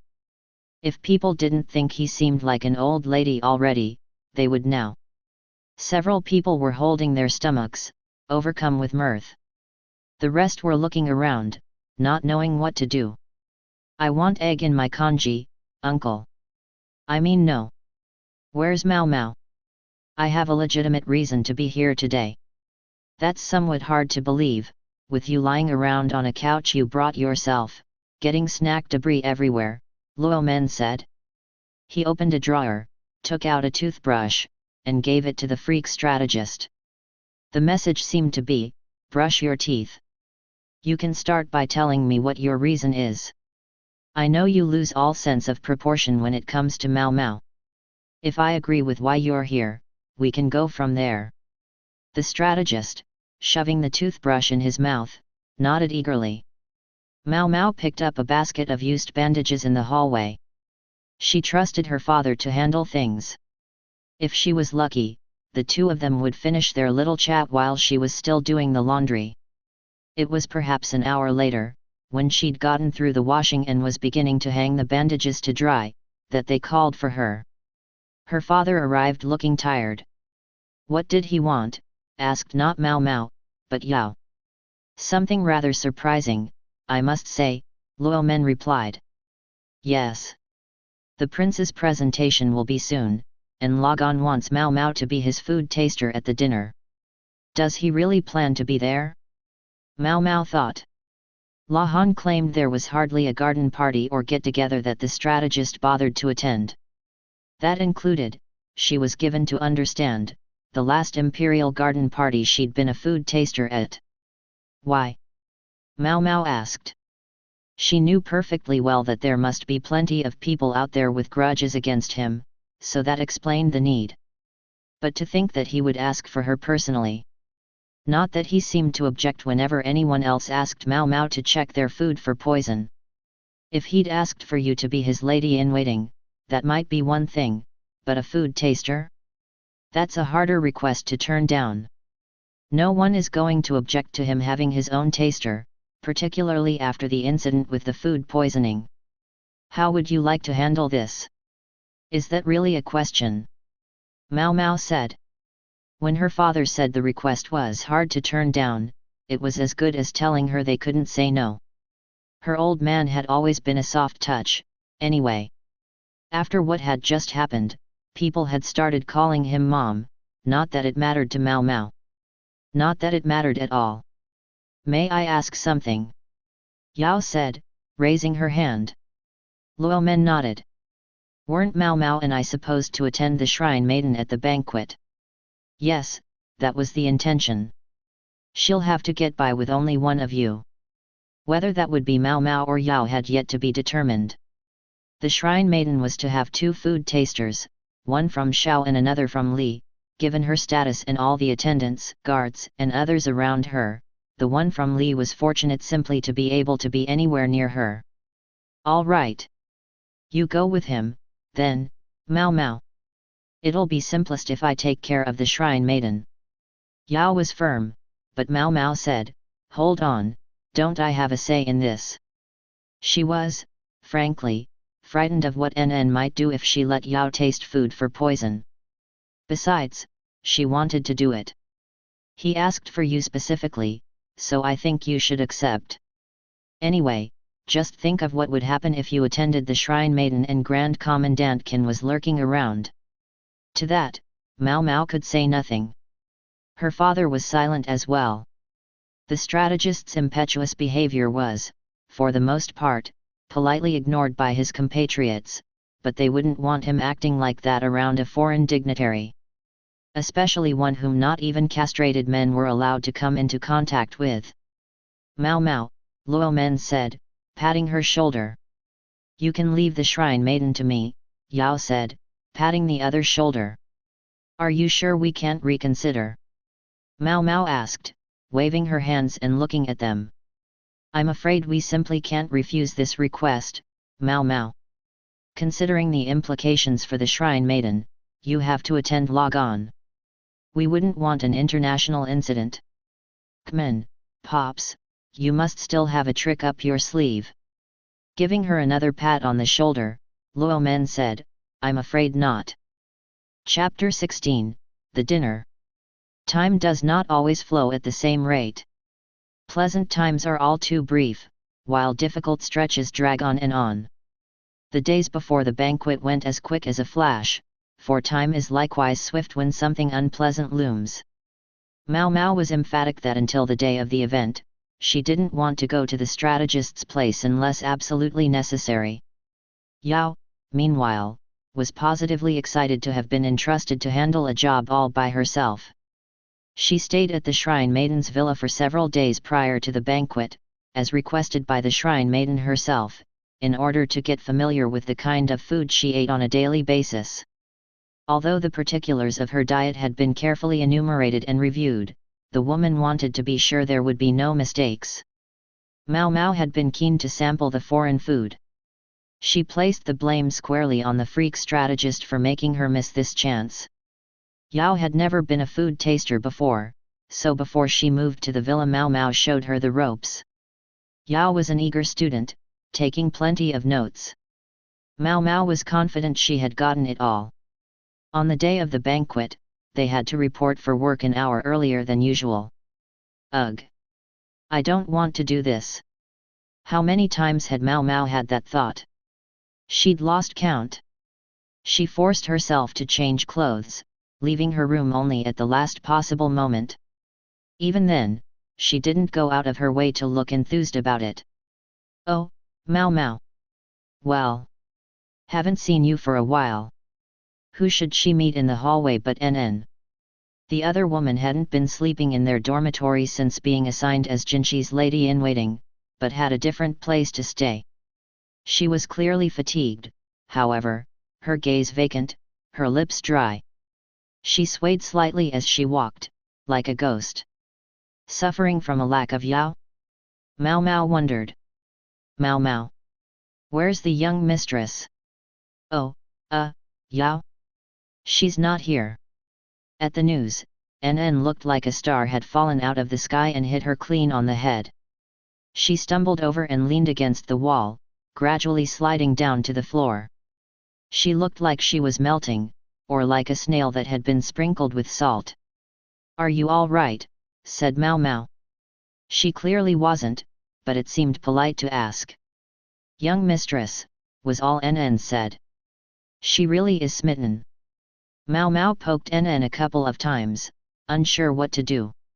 She didn't want to go to work, but being late for personal reasons wouldn't look good, so she couldn't hang around here forever. What are you up to? Don't you have to work? I'm assuming you're supposed to be with a certain someone all day today. NN made a gurgling sound. This was the only chance I had to slip away. The Moon Prince has a chief lady-in-waiting with eyes in the back of her head. Mao Mao could sympathize.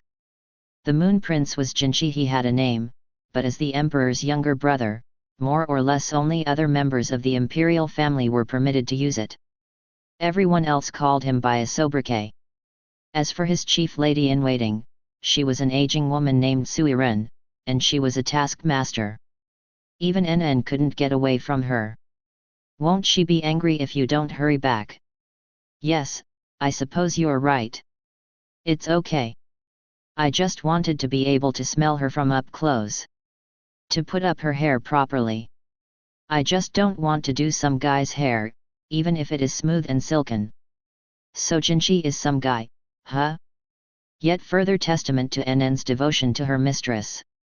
If NN was being trusted to do Jinchi's hair, though, that meant Suiren must like her a lot.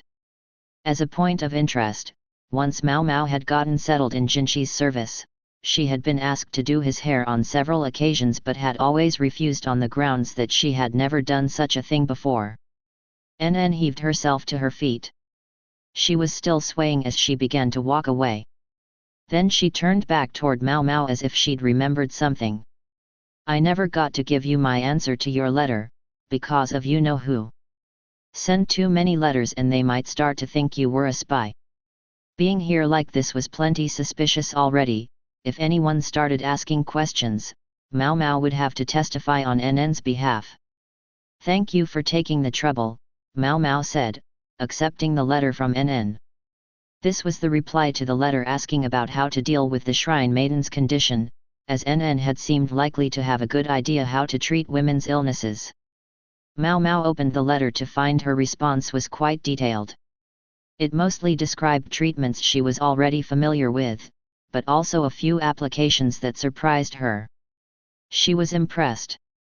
Then she noticed one line in the middle of the letter.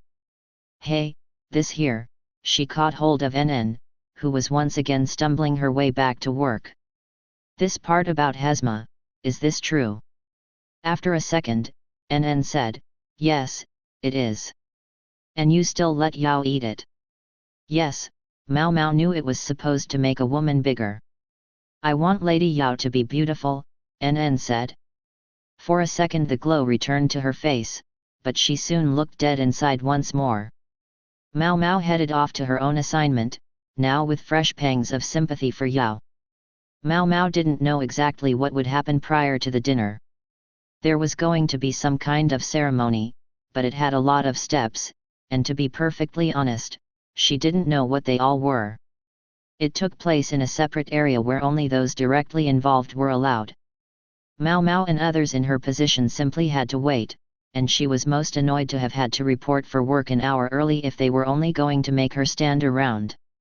She considered going to gaze at the cabinets full of medicine, but then one of the doctors called for her. To her dismay, he needed a go-between.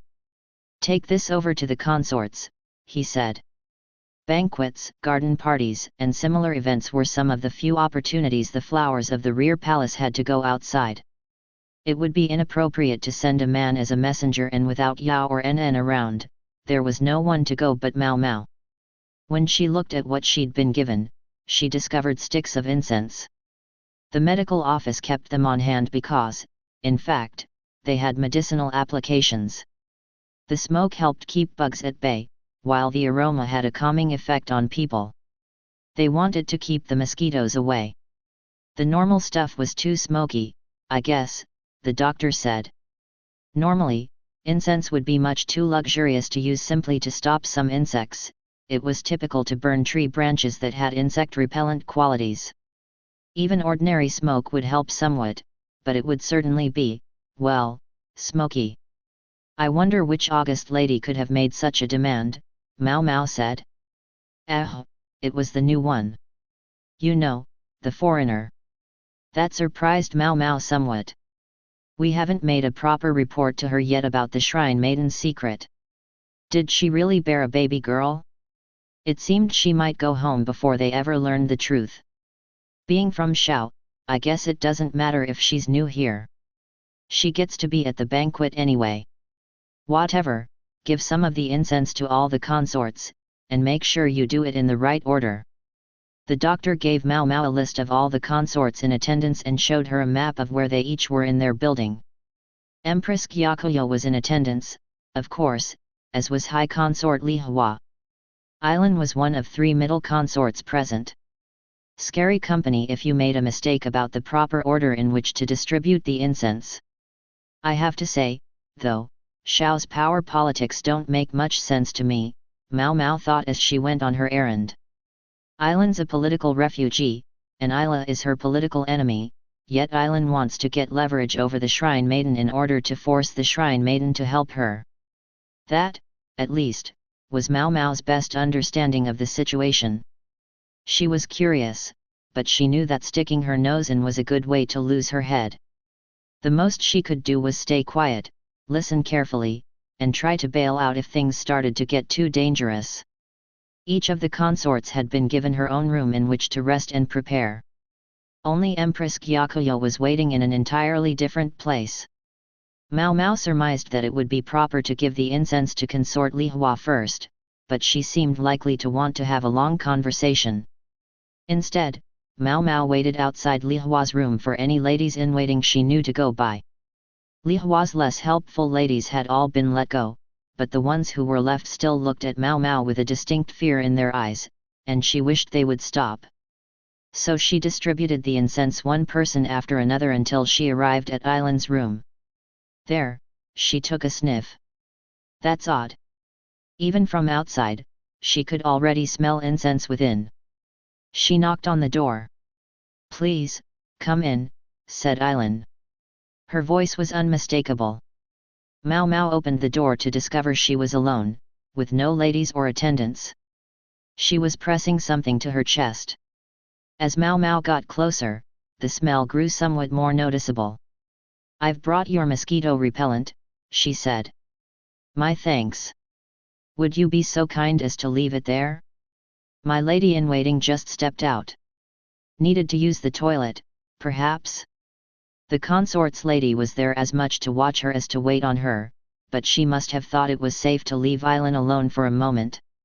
The room had a single small window and only one door, and there was a guard outside. "I'll be on my way, then," Mao Mao said, and was about to leave when Aileen took her sleeve. "Yes," said Mao Mao. "You've been to see the honored shrine maiden, haven't you? How does she look?" "Who boy? How am I supposed to answer that?" Mao Mao thought, but it only took her a second to decide to simply tell the truth. "She shows no sign of fatigue from her journey. As for her illness, we're examining her as thoroughly as we can. You need not worry yourself on that account."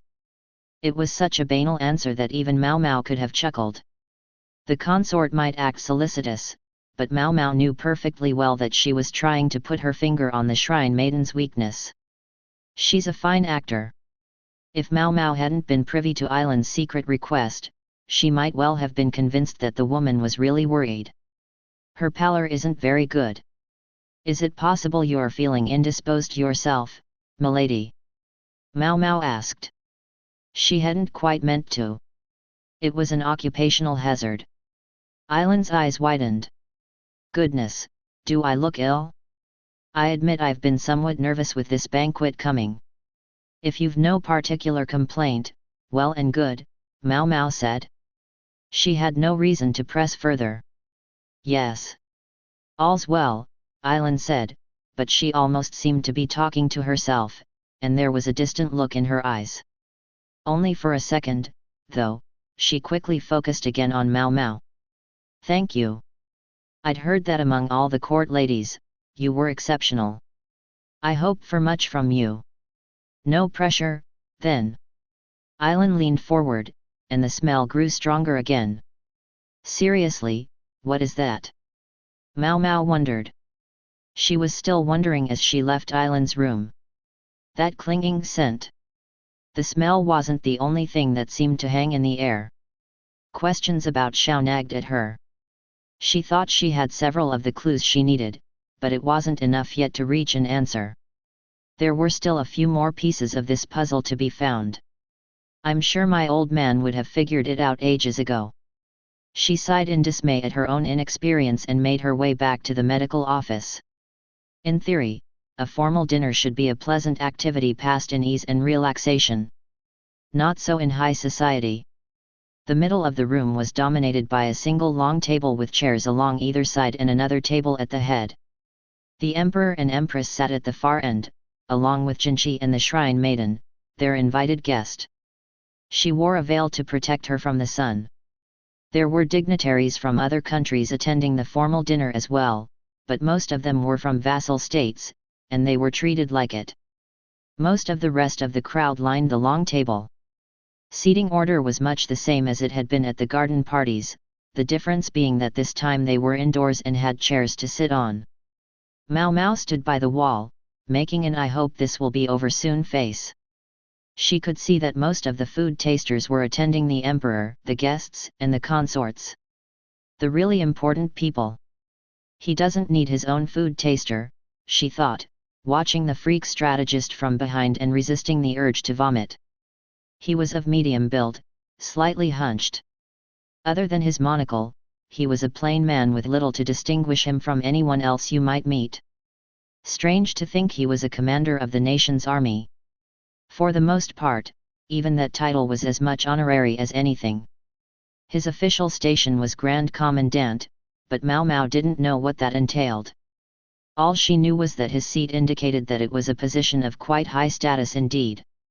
If he thought he'd need a food taster, why did he even bother to come?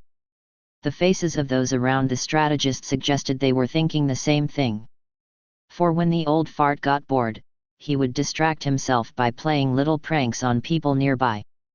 That was why no one complained when he missed garden parties and other important functions. Having him there was no better. The freak appeared to get bored very quickly on this occasion and started whispering to the man beside him, who looked like a soldier. Mao Mao glowered at him and tugged on a cloth she was holding. The cloth was attached to a string which was tied around the freak's ankle. Each time she pulled on it, he flinched in his seat.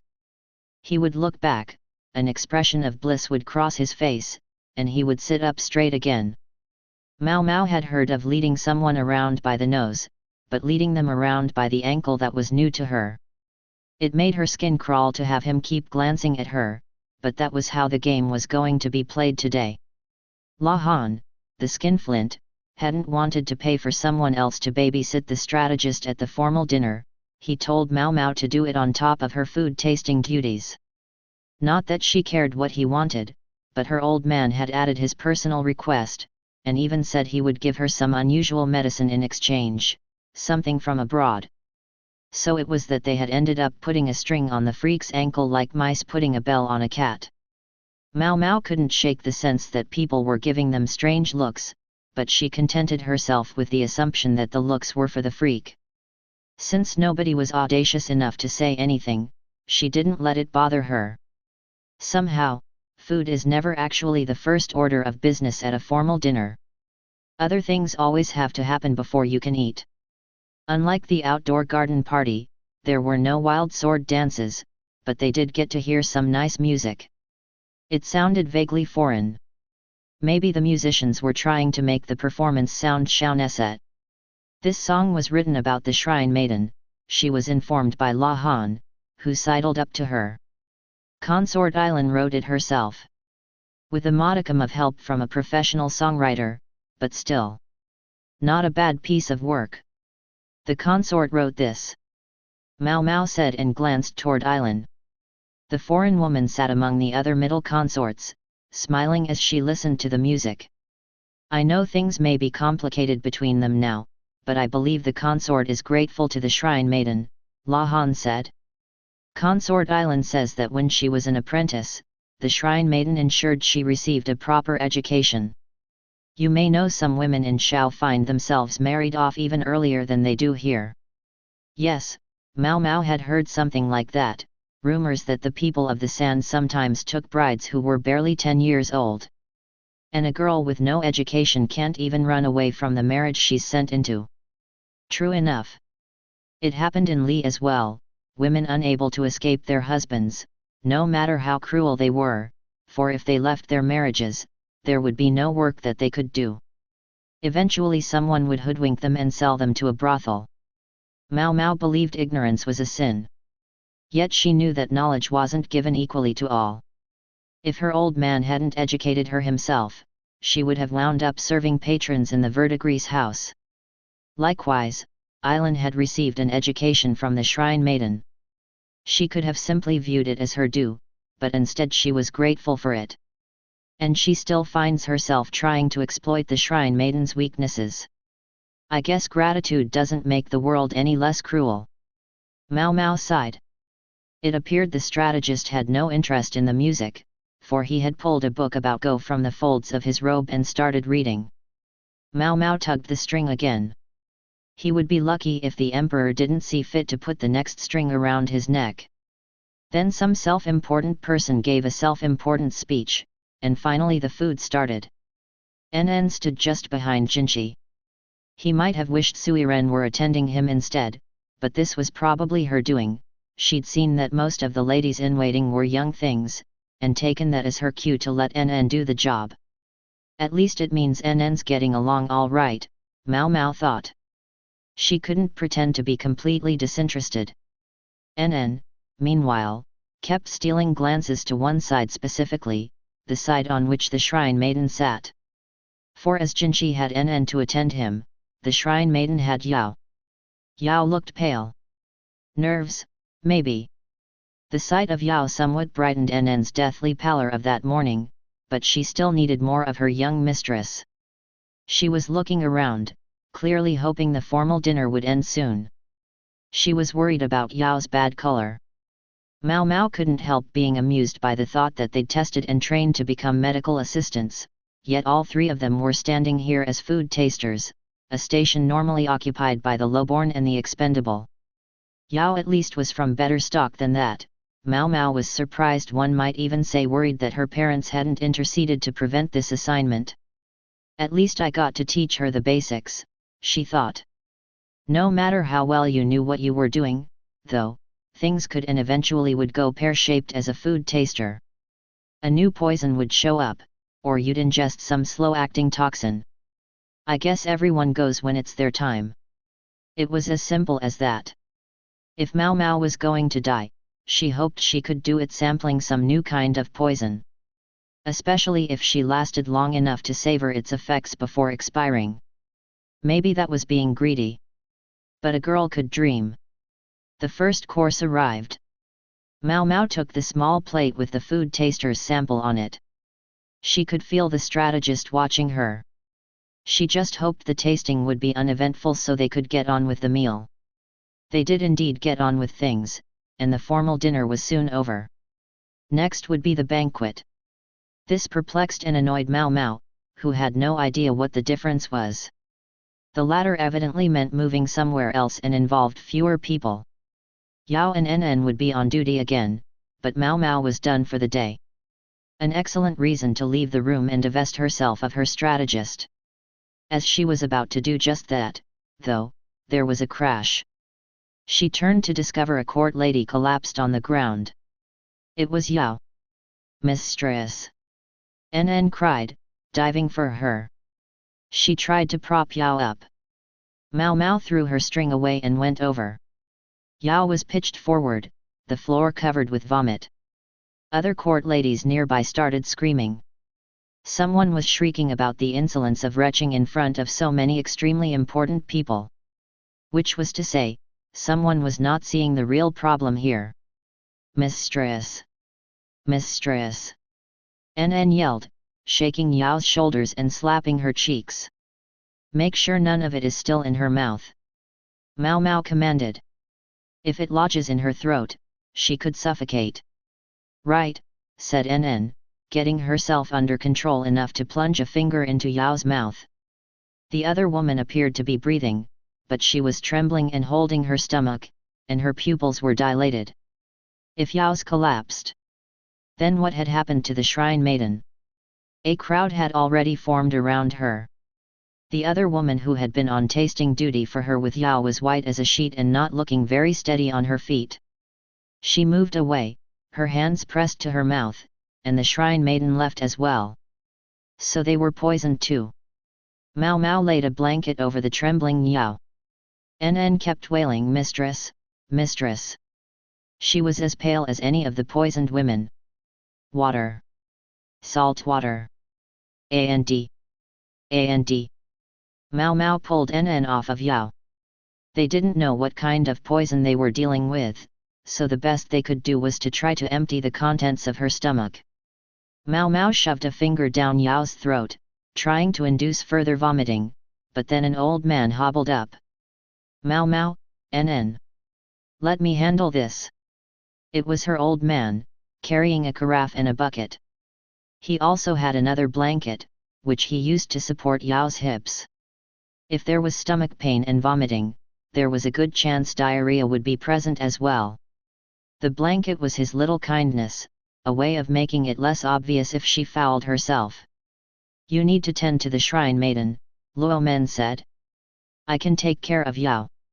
He tugged on the string Mao Mao had abandoned, drawing the attention of the freak strategist, who'd been simply standing. "Bring me some charcoal, would you? Powdered in a mortar, if possible. And get some rooms ready, somewhere we can examine these young ladies and the shrine maiden." "I trust you can do that much, log on." "Yes, of course, uncle. I'll prepare them right away." It was the strategist who answered, but it was his subordinates who jumped into action. It was faster to have the strategist give the orders than Luo Men trying to get people to listen to him himself. "Take care of Yao, Pops," Mao Mao said, and then she made her way over to the shrine maiden. Chapter 17, The Suspect. The shrine maiden and the other women were quickly moved to their sick rooms. The shrine maiden and the second food taster were vomiting copiously. It was crucial to give them salt water to make sure their stomachs were completely empty, and they were also given powdered charcoal and laxatives. Not the most pleasant tasting stuff, but necessary to clear them out. Mao Mao's father still couldn't examine the shrine maiden, so the responsibility fell to Mao Mao. Not only did she want everything out of their stomachs, she wanted to clear the guts as well.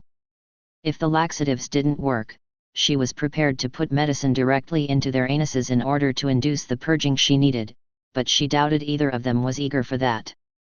Thankfully the laxatives did their job. Both the shrine maiden and the second food taster were in a better way than Yao. Symptoms of poisoning they might have, but at least they were still conscious. Yao was in dire shape, and NN, entirely forgetting whom she supposedly served now, was with her constantly. Jinchi wasn't a monster. Mao Mao assumed he would let NN be. The day after the banquet, when the shrine maiden's condition had stabilized somewhat, Jinchi paid Mao Mao a visit. He was dressed even more plainly than usual, but his sparkliness remained. The now recovered Basin was with him. Mao Mao was still wearing her outfit from the day before, she hadn't even had a chance to bathe. This, however, was not the time to worry about such things. "How is the shrine maiden?" Jinchi asked. "Calmer. Her case wasn't as serious as Yao's or the other woman who was tasting her food." One of the apprentice physicians was reporting every detail of Yao's progress to her, and she in turn told him how the shrine maiden was faring. If anything happened to the maiden, it could become an international incident. They couldn't allow things to get any worse. No doubt the same concern was what had brought Jinchi here so promptly.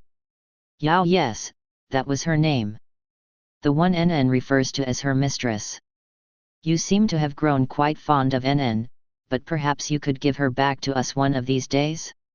I'm afraid she may die from lack of Yao. NN must have been beside herself with Yao in such a state.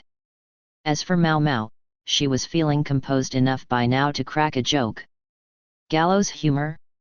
Maybe. Impertinent? Some might say. But that was how you got by. You're not worried about your colleague. I'm worried. I'm not that cold-blooded. But my job at this moment is to care for the shrine maiden. Besides, my father is looking after Yao. Mao Mao had faith he would find a way to help her. And NN knew a thing or two about medicine, so if she kept herself together she could be a pretty effective nurse. No need for Mao Mao to bring more work on herself. In any case, Li's international relations rode on the shrine maiden's health. It was paramount that nothing happened to her. If I may ask, did they figure out who poisoned the shrine maiden? No one but the maiden and those with her had gotten ill, which meant that even if the women survived, it remained a clear attempt on the shrine maiden's life. The sooner they could find and punish the culprit, the better. Jinchi looked pained, then he glanced at Basin. The other man made a rather odd expression himself, but took something wrapped in cloth from the folds of his robes. It turned out to be a small bottle. Mao Mao opened the lid to discover some kind of powder. "What's this?" she asked, taking a sniff. The odor was familiar. She'd smelled it very recently, in fact. She gasped when she realized what it was and reached for the bottle, but Basin wrapped it up again. "I take it you know something," Jinchi said. "Is that incense powder?" she asked. "Yes, it is." Incense powder was made from plant material, including shikimi. It was intensely poisonous, and caused vomiting, stomach pains, and diarrhea. "Dr. Kin informed me that it's poisonous," Jinchi said. "He's right. Its effects are exactly the ones we saw yesterday. Symptoms could occur at any time within several hours after ingesting the poison." Jinchi studied Mao Mao's face. "This particular bottle was found in the possession of Consort Island. I knew it. She'd smelled that odor when she'd been distributing the mosquito-repellent incense. It had been in Consort Island's room. Yao, the shrine maiden, and the shrine maiden's other food taster had all been poisoned, but Yao was in by far the worst shape. Her symptoms would abate, only to come back. Now, 3 days after the incident, she was in much better condition, but they still couldn't relax. Mao Mao took over Yao's place at the shrine maiden's villa, staying there to minister to the maiden and her servant. Their symptoms were minor enough that Mao Mao's presence was more precautionary than anything. The question of who had planted the poison was far more pressing. And it looks like islands involved again. Why would a woman from Shao poison the Shaonessa shrine maiden? Hadn't she been trying to get the shrine maiden to help her? Or had this been her real goal from the moment she entered the rear palace? Didn't she supposedly feel indebted to the woman she had just allegedly tried to murder? For the moment, she's a suspect, Mao Mao thought. There was evidence against her, the incense powder that had been found in her robes. One of her ladies-in-waiting had discovered it while helping her change and reported it. Mao Mao knew some facts. For example, that Ailan had obtained a large quantity of the poisonous incense powder prior to the banquet. And that at the banquet, she'd been seated by her compatriot, the shrine maiden. What's more, Mao Mao knew Ailan wasn't watched at every moment. After all, she'd been alone when Mao Mao had come with the incense, not even a lady-in-waiting in attendance upon her. Perhaps she'd bided her time at the banquet, waiting for an opportune moment to poison the food. The possibility couldn't be ruled out.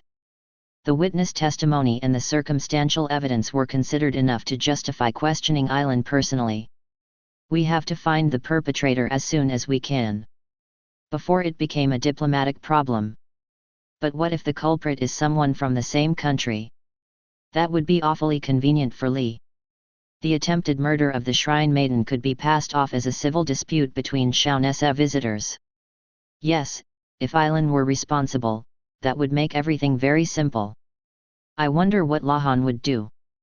The image of the numbers, and looks, obsessed little man floated through her mind. This had all begun when he and Ailan had discussed either sending food to Shao or giving her political asylum.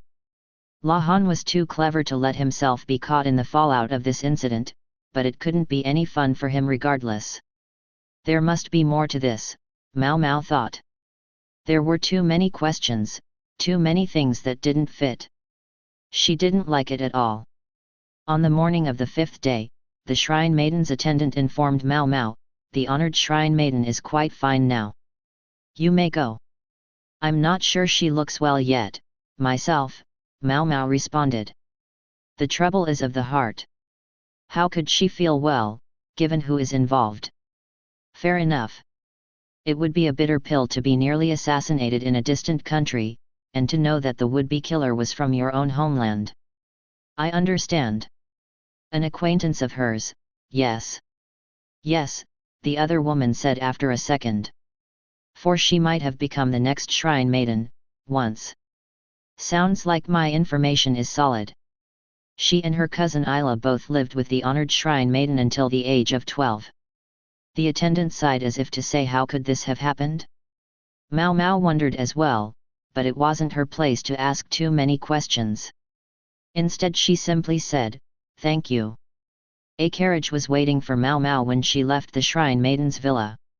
She climbed aboard and found her father inside. "Is Yao all right?" she asked. "For the moment. Nn's watching her. She'll let me know if the young lady takes a turn for the worse."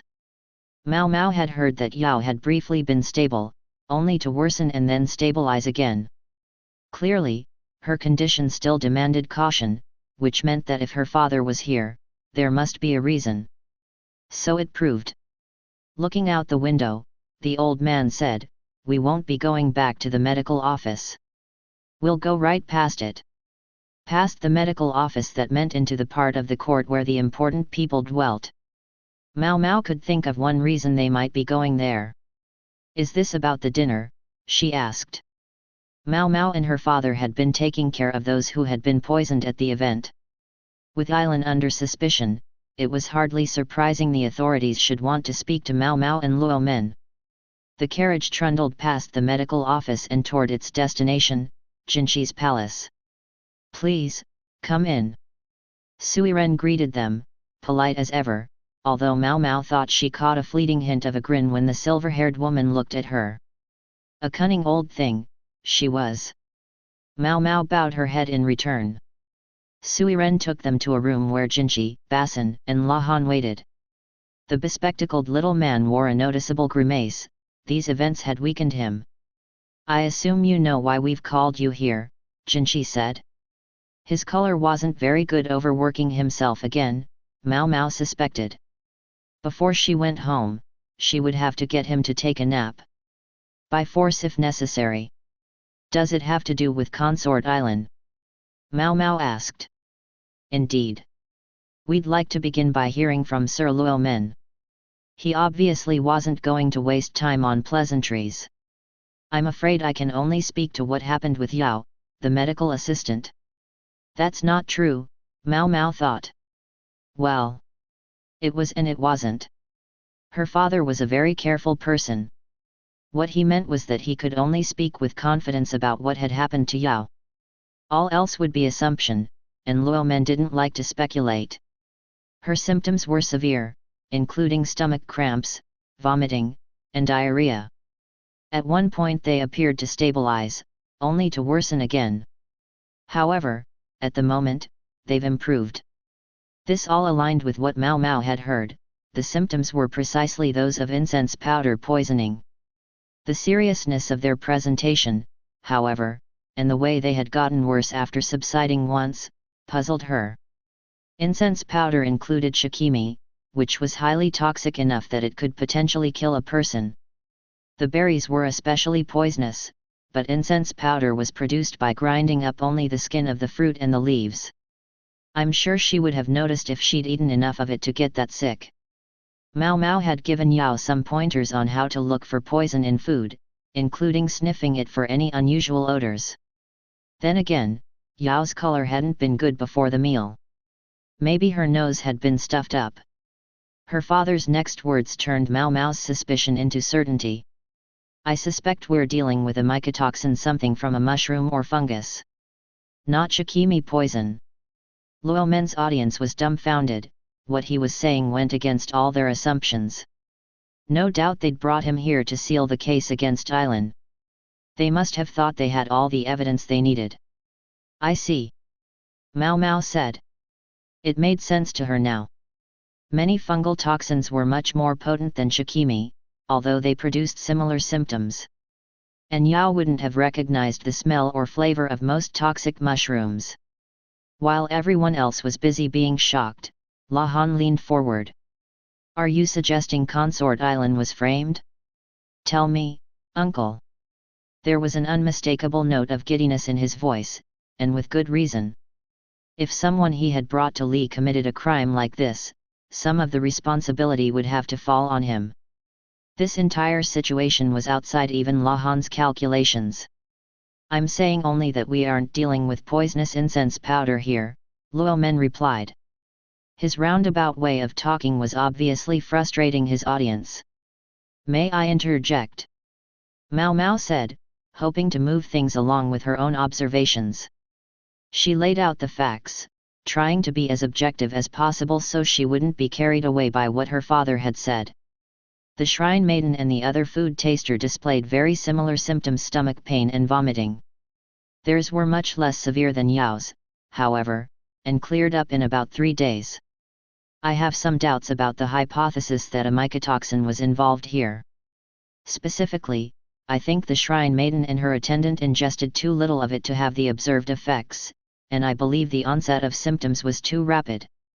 The symptoms did make her think of the toxic Amanita virosa mushroom, which was extremely poisonous, but slow-acting. The terrible thing was that by the time the effects of the toxin began to show, it had already been absorbed by the body, which was why it could seem to be cured only for the symptoms to recur. Mao Mao didn't question her father's treatment of Yao, but if it was true that there was a poisonous fungus involved, then the case had to be considered more serious than an episode of shikimi poisoning. It had occurred to Mao Mao that they might be dealing with a poisonous mushroom, but she had dismissed the possibility on the basis that, if that were the case, it should have taken about 6 hours for symptoms to appear. The 3 women had shown signs of poisoning far sooner than that. I'm sure my old man must know that, she thought. So why would he say such a thing? He must have a reason. Could it be? What if they consumed the mushrooms before the food tasting? Before she knew what she was doing, Mao Mao slammed her hands down on the table. The conversation in the Shrine Maiden's villa. How could she not have noticed? Master Jinchi, she said. What is it? Did you tell the Shrine Maiden that Consort Island was suspected of poisoning her? I don't want to tell her anything until we're certain. It would only create unnecessary anxiety. Yes. Yes, of course. And yet the attendant at the villa had spoken of it. The trouble is of the heart. How could she feel well, given who is involved? She might have become the next Shrine Maiden, once. Mao Mao had assumed from that exchange that the Shrine Maiden already knew who the suspect was. Mao Mao herself was aware, so she hadn't thought twice about the Shrine Maiden knowing as well. But how did she know? Now Mao Mao saw why Yao's case had been so severe, but those of the Shrine Maiden and her attendant had been so much lighter. She could explain the delay in the onset of symptoms. Dad, she began, giving him a serious look, would it be all right if I engaged in some speculation? He seemed uncomfortable. You'll have to be prepared to be held accountable for whatever you say. Once the words were out of her mouth, she wouldn't be able to take them back.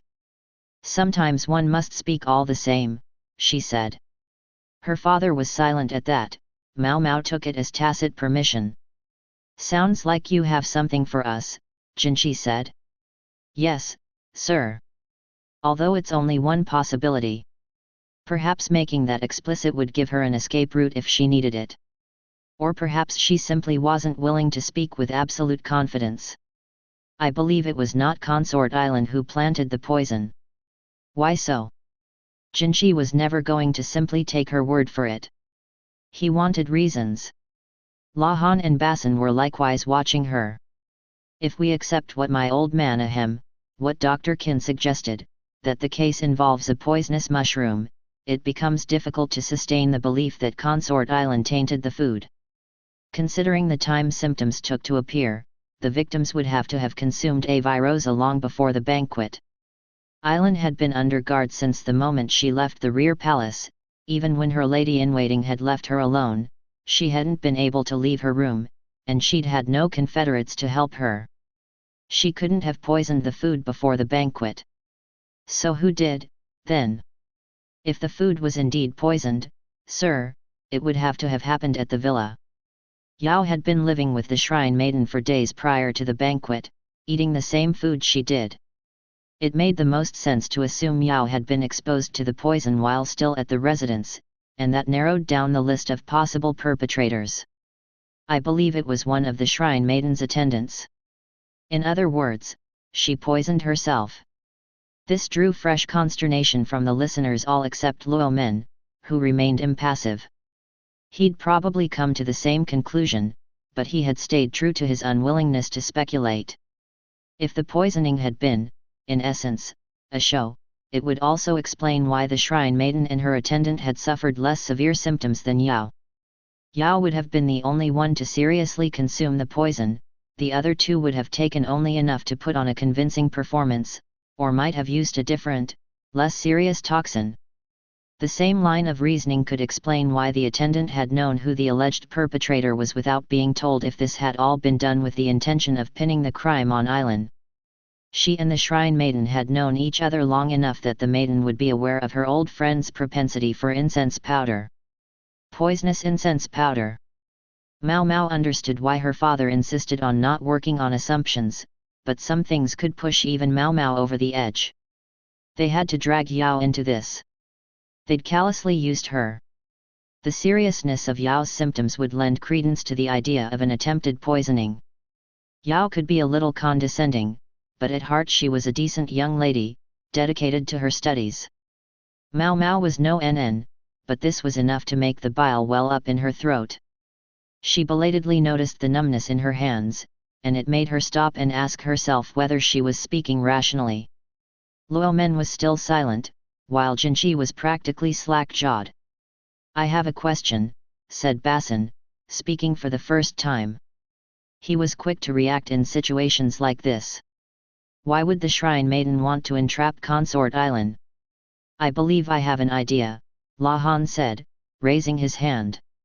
"Consort Island told me she thought the Shrine Maiden might have borne a child and that it might have been the White Lady. I asked Mao Mao to see if she could tell whether the Shrine Maiden had given birth. If it transpired that the Shrine Maiden was no longer qualified for her office, then she could be stripped of that office. Indeed, she might very well be punished. The Shrine Maiden, the mother of the White Lady? That would be explosive," Jinchi said. "It would mean that Ailan had sought political asylum not only because of her enemies in the government, but because she knew something about the Shrine Maiden's secret. It would also explain why the Shrine Maiden had followed her to Li. But if this was all to keep Consort Island quiet," Mao Mao said. Lahan's suggestion should have seemed perfectly reasonable, yet something about it nagged at her. She looked at her father. He only sat there, silent, neither affirming nor denying anything. Chapter 18, A Man and a Woman Play the Game. "You're not going home with Sir Luomen?" Jinchi asked Mao Mao. She'd stayed behind and was boiling some water. "You seem awfully pale, Master Jinchi. How many days since you last got a proper sleep?" "A question for a question." She mixed some herbs that would help him get to sleep into the water and passed him a cup. Lahan had left with Luomen, while Basin had gone to see both of them off.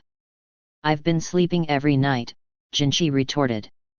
"Let's try a different question. How many total hours have you slept in the last several days?" Jinchi started counting on his fingers. He didn't look likely to get through an entire hand. He scowled and drank the tea. "Early morning tomorrow?" she asked. "No, for once things are relatively quiet. In fact, today is the first day I've been able to come back to my palace in some time." So he really was working hard. "Lady Suiren must be worried about you. And you're not," Jinchi said, the cup still at his lips. He loosened the chest of his robe, prompting Mao Mao to look around for some sleepwear. Suiren entered at exactly that moment thankfully, but no sooner had she handed Mao Mao a set of nightwear than she showed herself out again. "Wants me to help him change, huh?" She'd done it before, back when she'd been serving in Jinchi's residence, but she had never liked it. Quite frankly, Mao Mao thought he could stand to dress himself, while Jinchi held the fundamental conviction that he should be assisted in all things. Never the twain would meet. When it came down to it, however, one of them was of far higher status than the other, and it was Mao Mao who had to bend. She put the sleepwear on him at almost the same moment as he sent his cloak fluttering to the ground. She tossed the belt around his waist, tied it loosely, and then collected the garment off the floor. "You make N do this for you too," she grumbled. "No, it happens I don't." "But you have her tie up your hair." Mao Mao considered that part and parcel of helping him change. "That I do, but always under Suiren's supervision. Always. To forestall the possibility of a swift stab from behind." She would never, Mao Mao began to say, but she stopped. In a state of extreme Yao deprivation, there was no telling what NN might do. Suiren can be overprotective. She's never even left us alone in a room together. Yet here were Jinchi and Mao Mao in exactly that situation. Mao Mao said nothing. "Suiren thinks quite highly of you," said Jinchi. "That's not my fault." Being high in Suiren's esteem carried no benefits for Mao Mao. Indeed, she was hard-pressed to think of a single good thing that might come of it. She took the empty teacup and was about to leave, but Jinchi caught her wrist. "You're always trying to put me off," he said. "I can't imagine what you mean, sir. Staying in this room was dangerous." She wanted to get out while the getting was good, but he wouldn't let go of her. "Suiren feels quite urgently that I should take a consort of my own," he said. She claims it would mean less work for me. I'm sure she's right. Mao Mao was intent on acting as if the matter didn't concern her. That, however, could only aggravate Jinchi. You know what I'm trying to say. How can you act so indifferent? Are you that desperate to avoid me? You. She slapped a hand over her mouth, but it was too late. Were you about to blurt out yes? Pay it no mind, sir. Jinchi glowered at her. He was getting dark bags under his eyes. He should stop wasting time with me and get some sleep. He was obviously exhausted, and she wished she could order him to go to bed. But Jinchi was still talking. I can see why Sir Luomen looks so harassed all the time. I can practically even understand how our honored strategist must feel. Mao Mao's ears started ringing. Jinchi was tired, she knew that. He had nowhere to vent his frustrations, and he had a great many frustrations to vent, and on top of that he was suffering from lack of sleep. Any other time, he might have taken more care. Might have known not to say what he said. Yet said it he had. Strangely, it wasn't the mention of the strategist that upset Mao Mao the most. It was the name Luomen that kept reverberating in her mind. Today she'd had that rarest of things, a difference of opinion with her father. Jinchi had seized on it. Maybe he wasn't the only one who was tired. Mao Mao hadn't been sleeping so well herself. And at last she exploded. You're forever telling me I need to use my words, Master Jinchi, but are you in any position to criticize? Everything you say to me, everything you do, it's like it's calculated to save you from ever having to actually say what you mean. To make me figure it all out. You know, you remind me of someone. You act exactly like a man who used to come by our brothel all the time. He was in love with one of the girls, but he would never just come out and say it. He thought it should be obvious from the way he acted. He was so sure he had a good thing going with this woman that he never sent her so much as a letter. I remember how forlorn he looked when someone else swooped in and snatched her away. He kept coming to the brothel after that to get drunk and whine to the ladies. Well, in my opinion, he could have avoided all that heartbreak if he'd told the woman how he felt. Clearly, unequivocally, so that she knew where they stood. It was the least he could have done. Everything came out in a torrent. She felt like she'd said it all in one breath. It was strange, she thought, to hear so many words come out of her own mouth. She was mystified. Jinchi was no less startled, but the shock soon left his face, replaced by something else. He got up off the bed and stared down at Mao Mao. Shit! Now I've done it. She'd given him a piece of her mind, and he was about to give her one back. So I should be clear, should I? Unequivocal? I should say what I mean? If I did, would you actually listen to me? Is that what you're telling me? I'm going to hold you to that. Right this minute. I'll say it all. Don't plug your ears, listen to me. He grabbed her hands as she was in the process of trying to put her fingers in her ears. He took a breath. He was looking at Mao Mao, but somehow he seemed almost embarrassed. Finally he managed, now listen to me, I mean, Mao Mao. Listen close. I am going to make you my wife. He'd said it. He'd actually said it. To her, it sounded like a death sentence. All his vagueness, all his ambiguity had actually been a show of kindness to Mao Mao. For with her social status, the words once spoken were as good as a command. She couldn't fight them, couldn't contravene what he wished. Jinchi was blushing, but Mao Mao was completely pale. I wish there were an immortal here who could turn back time, she mumbled. Your internal monologue is showing, Jinchi snapped. He couldn't quite bring himself to meet her eyes, yet he hadn't let go of her wrists. A profoundly uncomfortable feeling hung between them. At length, he sighed. Be that as it may, you're right that with things as they stand, making you my wife could only harm you. Neither of us wants that. He took a sip from the pitcher by the bedside in an effort to bring down the flush. For you, I will remove every obstacle that keeps us apart. One day. Just know that. With that, Jinchi buried himself under the covers. I won't let what you fear come to pass. I swear it. Soon she heard him breathing evenly in sleep. What I fear? Mao Mao pictured Empress Gyakuyo. I don't think Master Jinchi knows, she thought. She didn't think he was aware of the secret of his own birth. What about Empress Gyakuyo? Does she know? And what did His Majesty want for Jinchi? What about Aduo? It's never good to know too much. When Jinchi discovered the truth, would he still try to find a way to make things palatable to Mao Mao? She wasn't the only one concerned. Could he concoct circumstances that would stave off talk from everyone around them? No. Even he couldn't do that. It was difficult, if not impossible, to manufacture a situation that pleased everyone, and it only got harder the further you went up the social ladder. Mao Mao shook her head and made to leave the room. At the doorway, she ran into Suiren, who was smiling and for some inexplicable reason giving her a thumbs up. All Mao Mao could do was glare at the old lady as she went by. Chapter 19, The Truth Behind the Truth. For several days, there was no word from Jinchi.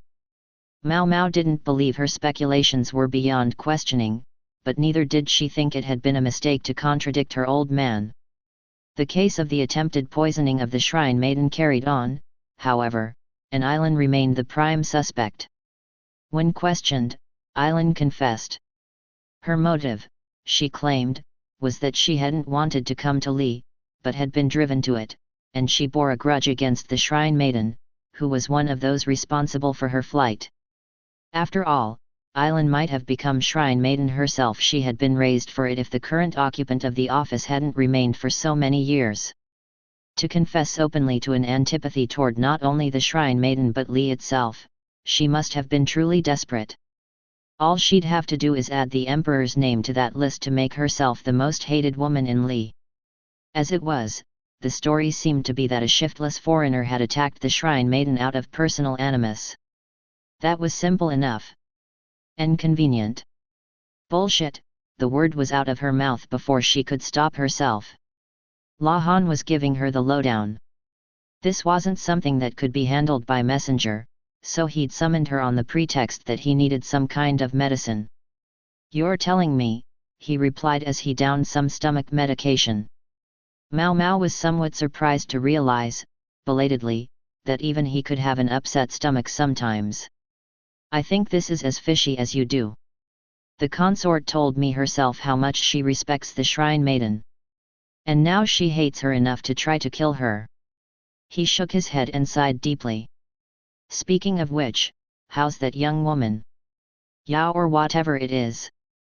As the one at least partly responsible for the entire affair, La Han felt guilty about what had happened to her. She escaped with her life, but I think there may be after effects. Yao had gotten much better under Luo Men and NN's ministrations. She wasn't completely recovered, though, not to mention she was distraught to learn she had ingested poison without realizing it.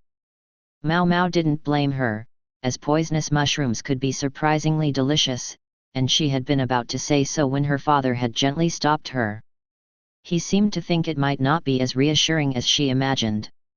Mao Mao visited the shrine maiden daily to see how she was doing, but to be quite blunt, she wasn't sure whether the woman was acting or not.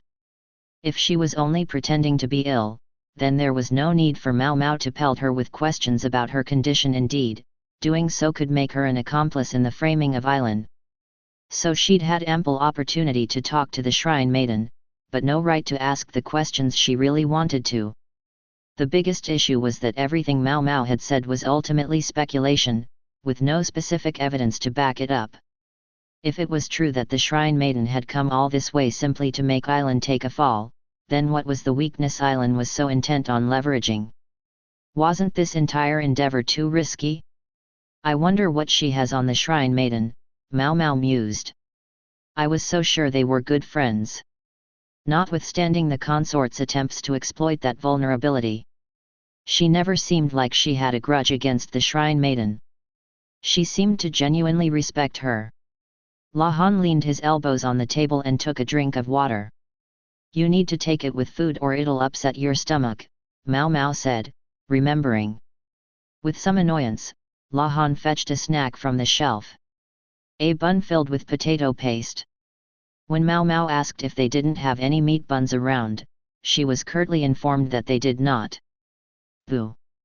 Anyway, if they were such good friends, I don't think we would be in this situation right now, Mao Mao said. I'm still convinced that Consort Island has deep respect for the Shrine Maiden. If the charges were spurious, why would she offer the testimony that she did? True enough, Mao Mao admitted. I've told her that if she has anything to say in her own defense, I'm more than open to hearing her out, but instead she goes and incriminates herself. Was he really convinced by the charges against her? She's quite the actor. She had spoken ill of the Shrine Maiden yet also confessed to the crime, essentially taking the guilt upon herself. Exactly how much did you hear about the relationship between Island and the Shrine Maiden? Mao Mao asked. Just what I told you. Mistress Island was one of the potential future Shrine Maidens, and spent almost 5 years as an apprentice with the current one. Typically, apprentices live in the Shrine Maiden's palace for their entire tenure, until their monthly time is upon them and they lose the right to be Shrine Maiden. Usually, a marriage is found for them once they leave the Maiden's palace, but Consort Island was staunchly against that arrangement. Instead, she and her cousin sought sanctuary with their grandfather. He was a practical man, and saw how much use could be made of the education they'd received from the Shrine Maiden. That was how they had ended up as emissaries. Mao Mao had wondered how a couple of women had come to travel to a foreign country in such a capacity all by themselves, but it sounded like it hadn't been an easy path. Yet if Island had learned of the Shrine Maiden's baby, or at least guessed at its existence, during her time as an apprentice. Wouldn't you normally expose what you knew sooner? Mao Mao said. What do you mean? I mean about the infant. Her suspicion that the Shrine Maiden had borne a child. What if she hadn't been looking to find the Shrine Maiden's weakness but had merely been curious? If she's known about this child ever since she was an apprentice, why bring it to light now? A fair point. Maybe it was Lahan's fondness for a pretty face that had created this blind spot for him. He straightened his glasses, then crossed his arms and closed his eyes. How about this, then? What if investigating whether the Shrine Maiden had a child was only a pretext? So you think so too? Lahan had some, less than ideal qualities, but he was intelligent. When he put his mind to something, he could be very quick to figure it out. Suppose that was a bluff. A cover for something even bigger. Suppose this bigger thing is the reason we're in this situation now. I admit, it would connect a lot of dots. The question then became what something even bigger was. Mao Mao and Lahan both made thoughtful noises. If my old man were here, Mao Mao began. I grant my honored uncle appears to know something. But there's every chance he would refuse to tell us if he did. Luo Men had looked all along like something about the situation bothered him.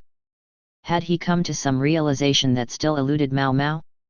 Maybe he had a guess, but as long as it remained a guess, he was unlikely to speak of it.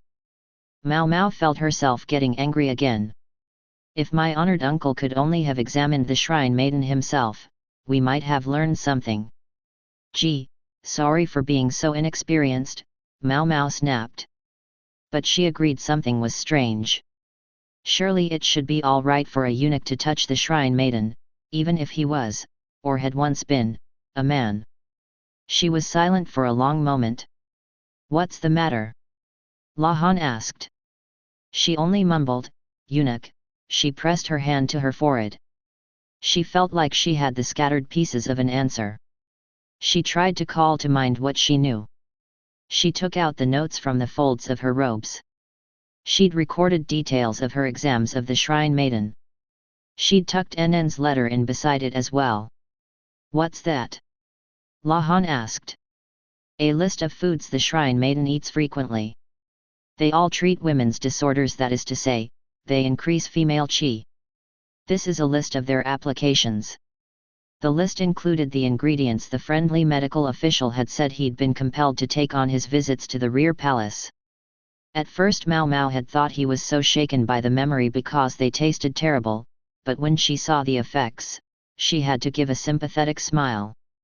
I think you could use some of this stuff, Mao Mao, Lahan ribbed her as he looked down the list. Yeah, sure. Pop quiz, what are the characteristics of a eunuch? You know, you could stand to be a little more respectful to your older brother. Bah, anyway. A eunuch's male chi dwindles. His hair becomes thinner and his voice gets higher. Yes, and he becomes more likely to put on weight as he gets older, at which point he can seem to age very rapidly. You can see it in my own father. But there's another thing. Lahan looked at her, most curious what it might be. If a boy is castrated before his development into a man begins, his voice never changes, and his body hair never comes in. Because he lacks the male chi that motivates growth, his arms and legs can become disproportionately long. I've never exactly taken a long, hard look at the shrine maiden. Are you implying? She's somewhat tall for a woman, and her limbs are rather long. She's begun to acquire a bit of a paunch the last few years. And as it happens, there's a sickness that affects eunuchs that causes symptoms quite similar to those of a woman whose chi is decreasing. The details all fit. Hold on. I know even you can tell the difference between a castrated man and an actual woman. You got a good look at her chest, at least. Wait, Lahan had evidently remembered what was written on the list of medicines. Yes, and it was present and accounted for. Mao Mao took out the notes again, feeling that same rush of anger. NN's letter enumerated the effects of various medicines including Hasma. Hasma, excellent for good skin and general beauty. Stamina booster, high in nutritional value. Overuse, however, can cause the chest to become enlarged. This was one of the things NN was feeding Yao. It would certainly explain the extent of her development. In fact, Mao Mao recalled NN bragging about exactly that. Perhaps this was what had made the old physician smile with such pain. Too much of it could cause even a man to develop an ample chest, and that was no joke. The chest is obviously the first thing you look at when trying to distinguish between a man and a woman. The position of the belly button should have tipped me off. The shrine maiden's paunch had made it hard to judge, even if Mao Mao did wonder about it. If even Mao Mao, who was quite familiar with the naked bodies of both men and women, hadn't connected the dots, how much harder would it be for Yao and NN? The reason eunuchs weren't allowed near the shrine maiden was because they were even more physically like her than the average woman. The secret might have gotten out. This had been the plan all along. I want you to investigate whether the shrine maiden has borne a child. At the moment of that request, Mao Mao hadn't imagined the shrine maiden was a castrated man. Shit. The wool had been pulled completely over her eyes. The strange look Mao Mao's father had given her when she'd first reported the shrine maiden's notable physical characteristics, maybe it was because the possibility had occurred to him even then. If he'd been able to look at the shrine maiden himself, he would almost certainly have discovered the truth. Is this the secret the shrine maiden's been so desperate to hide? Lahan said. It would certainly be the kind of vulnerability an opportunist could readily exploit. But wait. If it is, why come all the way to another country to try to silence a woman who's already become a consort at a foreign court? And why do it in such a convoluted way? The shrine maiden was not a woman. If that hypothesis was correct, what other apparent realities might it undermine? Was the shrine maiden trying to pin the affair on Ailan, or for that matter, was Ailan trying to take the blame on herself? If so, why? She gained nothing by it, but Li did. On that point, Mao Mao said, "Consider what would happen if the shrine maiden's killer had been one of our own people." "It would be a matter of national face," said Lahan. "It could even mean war. Makes me pretty grateful that Mistress Ailan confessed to everything herself. So it's no problem for us if she's the culprit. I wouldn't say no problem, but it's unlikely to start an international conflict. It will unquestionably put us on the back foot with Shao, however. So Shao would find itself in an advantageous position vis-a-vis one of its biggest neighbors, and without a war. It made Mao Mao's head spin, but she knew she had to stay calm and think things through. Start with the Shrine Maiden's gender. What would happen if Shao found out their Shrine Maiden was a man, she asked. What would happen if we found out our emperor was a woman? La Han replied. Mao Mao realized her question was ridiculous. It seemed like a contradiction in terms. Li had never in its history had an empress as sole ruler. Yes, the former emperor's mother was sometimes referred to as the Empress Regnant, but that was something closer to a nickname, not a title proper. If she'd attempted to take the throne by pretending to be a man, not only would she have been punished, but trust in the government would have been deeply shaken. It's said that the government of Shao has two pillars, the Shrine Maiden and the King, said La Han. I'm sure there are those who would be happy to see that reduced to one pillar, but in any case, the authority of the next Shrine Maiden would be at rock bottom if there even was a next Shrine Maiden. All the advances so diligently made during the era of the current Shrine Maiden would be undone. The current Shrine Maiden's long tenure had allowed women to express their opinions more freely in Shao. If it was discovered that the maiden was a man, it would uproot all that had been achieved. What must Ailan feel about that? Ailan, who thanks to the education the Shrine Maiden gave her was able to avoid a marriage she didn't want and even become an emissary despite being a woman. Whoever the Shrine Maiden's enemies are, the king or his associates, they would have figured her out sooner or later. So instead she did something unprecedented. She took a trip, Mao Mao said. She wasn't sure, just trying the idea out. The whole point of which was to prevent her enemies from discovering the truth, by. She stopped. The Shrine Maiden had gone somewhere she wouldn't be discovered, somewhere they couldn't reach her. So she would leave behind no evidence. No doubts. Mao Mao pressed a hand to her forehead. She gritted her teeth. This couldn't mean what she thought it did, could it? Yet the dawning realization was the one that made the most sense in light of everything the Shrine Maiden had done. Finally she gave voice to her awful suspicion. By committing suicide. Chapter 20, Mushroom Kanji. The breeze was damp. So much cooler than the climate she came from she couldn't seem to get used to the feeling of it on her skin. The sun was less intense here, though. Even indoors, she could tell. She could take slightly longer walks than normal, and that made her happy. She thought back over the adventures she'd had these past months. Before, she'd spent all her time in her residence, being worshipped. She was accustomed by now to people venerating her, but it could get boring. She'd been prepared to hand over the position to anyone who wanted it, yet her own existence prevented any chance of that happening.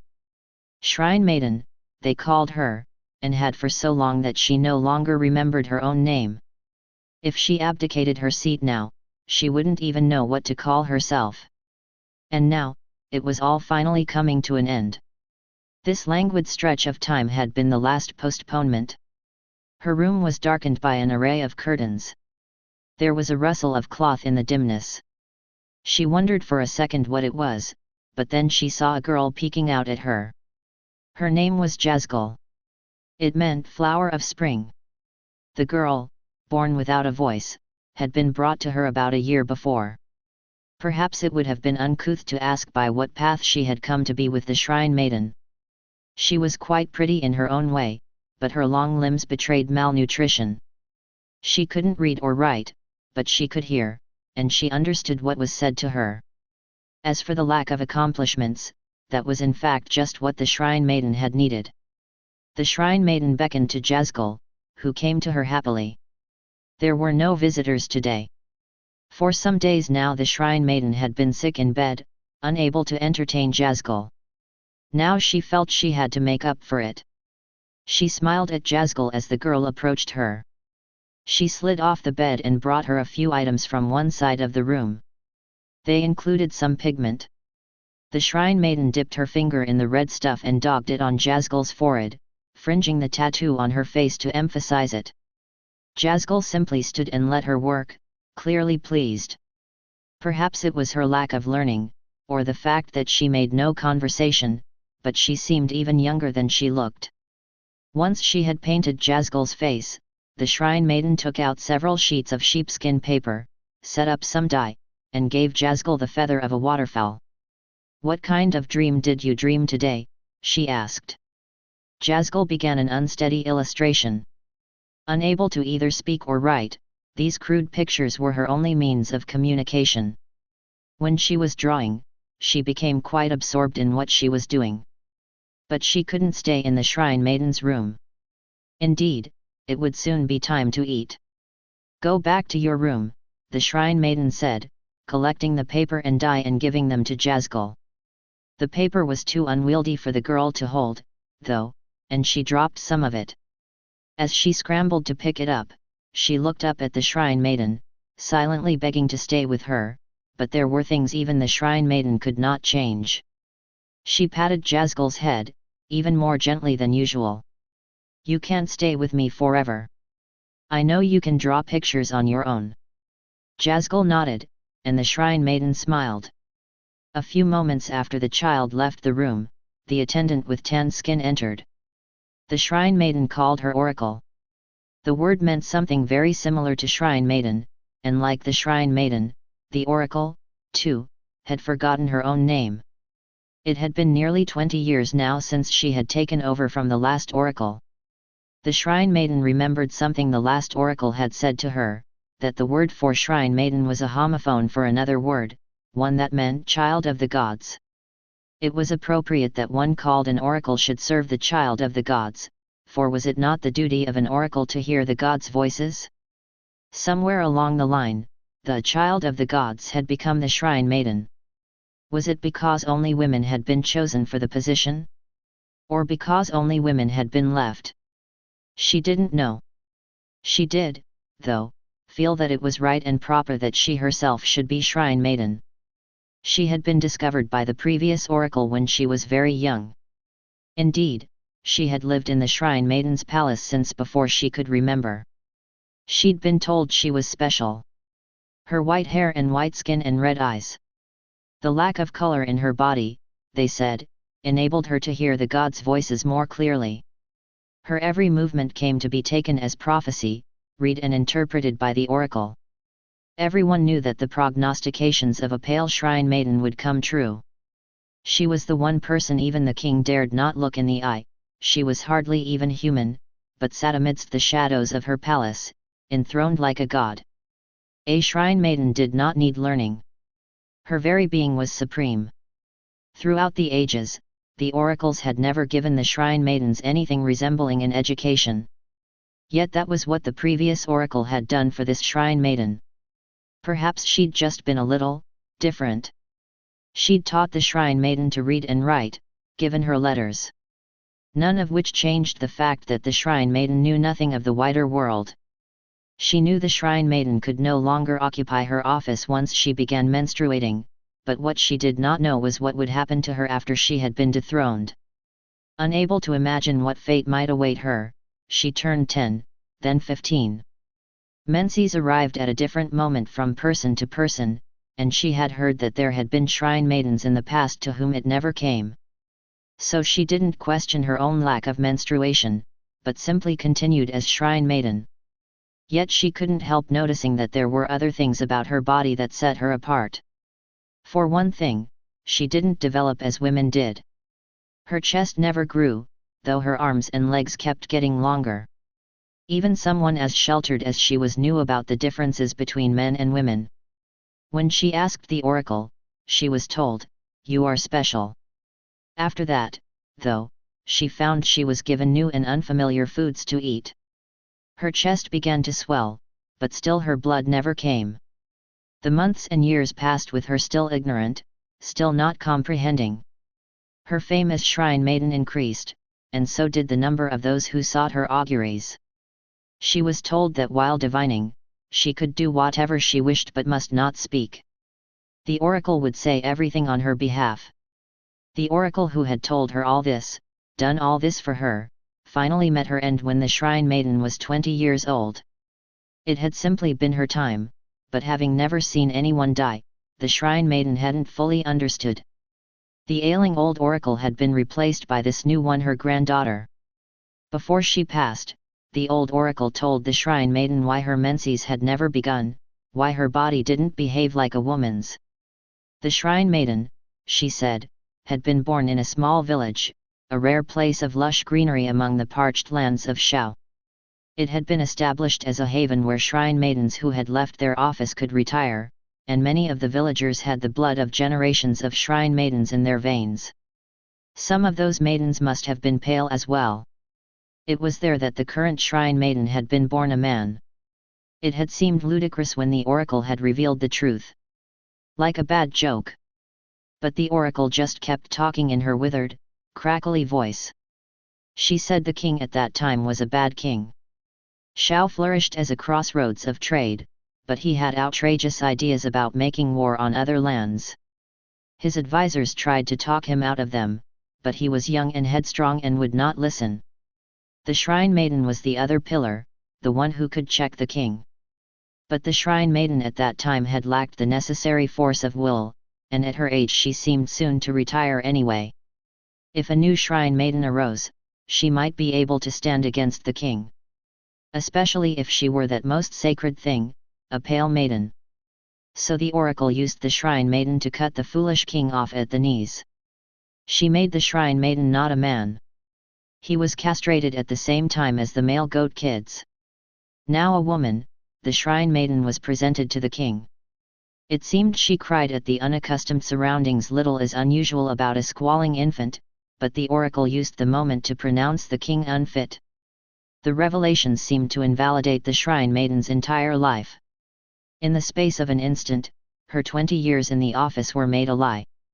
She'd always believed she was special, but now she knew she was nothing but a pawn, used to unseat the king. She wished she could upbraid the dying oracle, vent her fury and shame. The shrine maiden, however, had been so sheltered from the world that she didn't even know what words to use at a moment like that.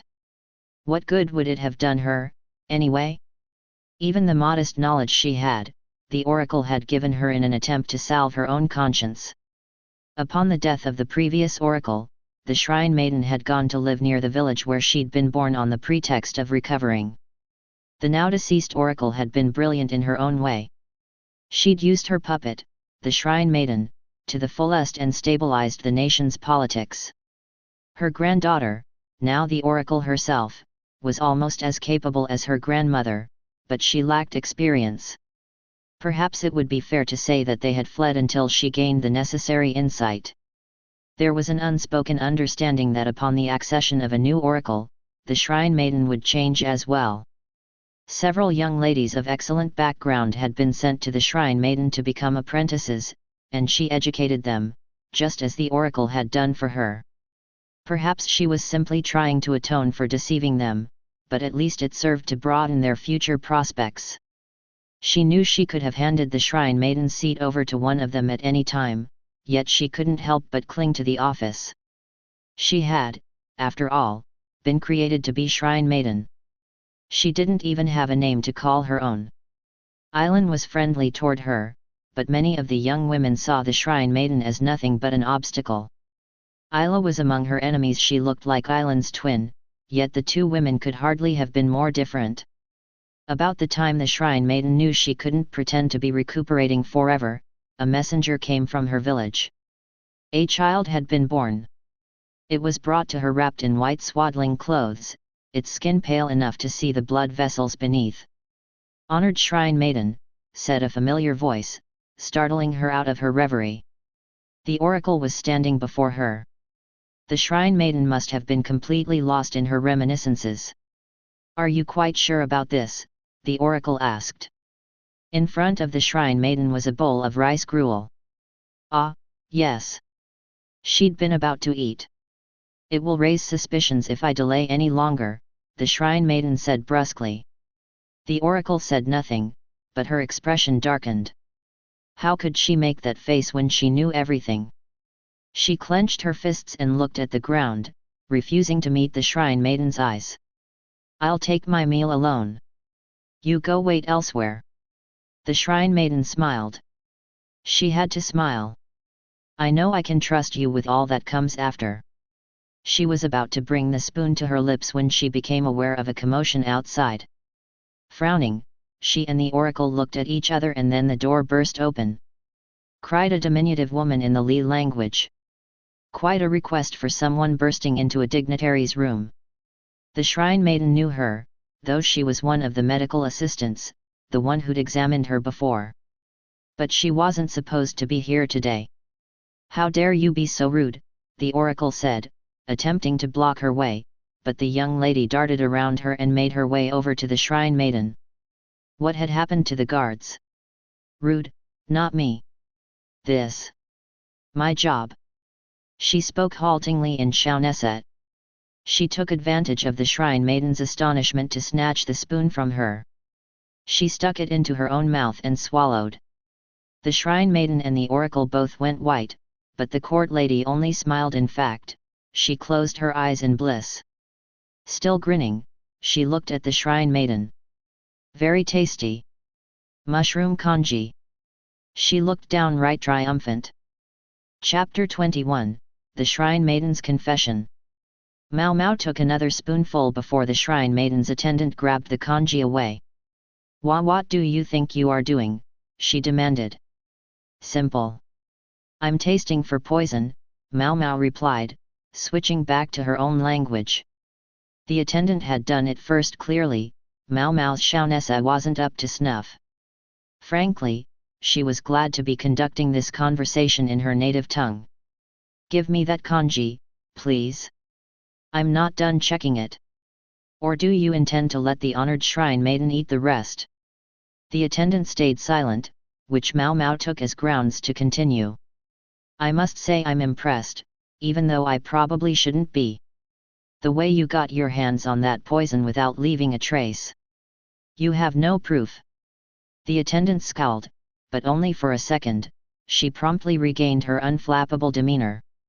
Naturally, anyone who could be involved in such a far-reaching plot would have to be a good actor. The shrine maiden likewise appeared unfazed. Makes sense, Mao Mao thought.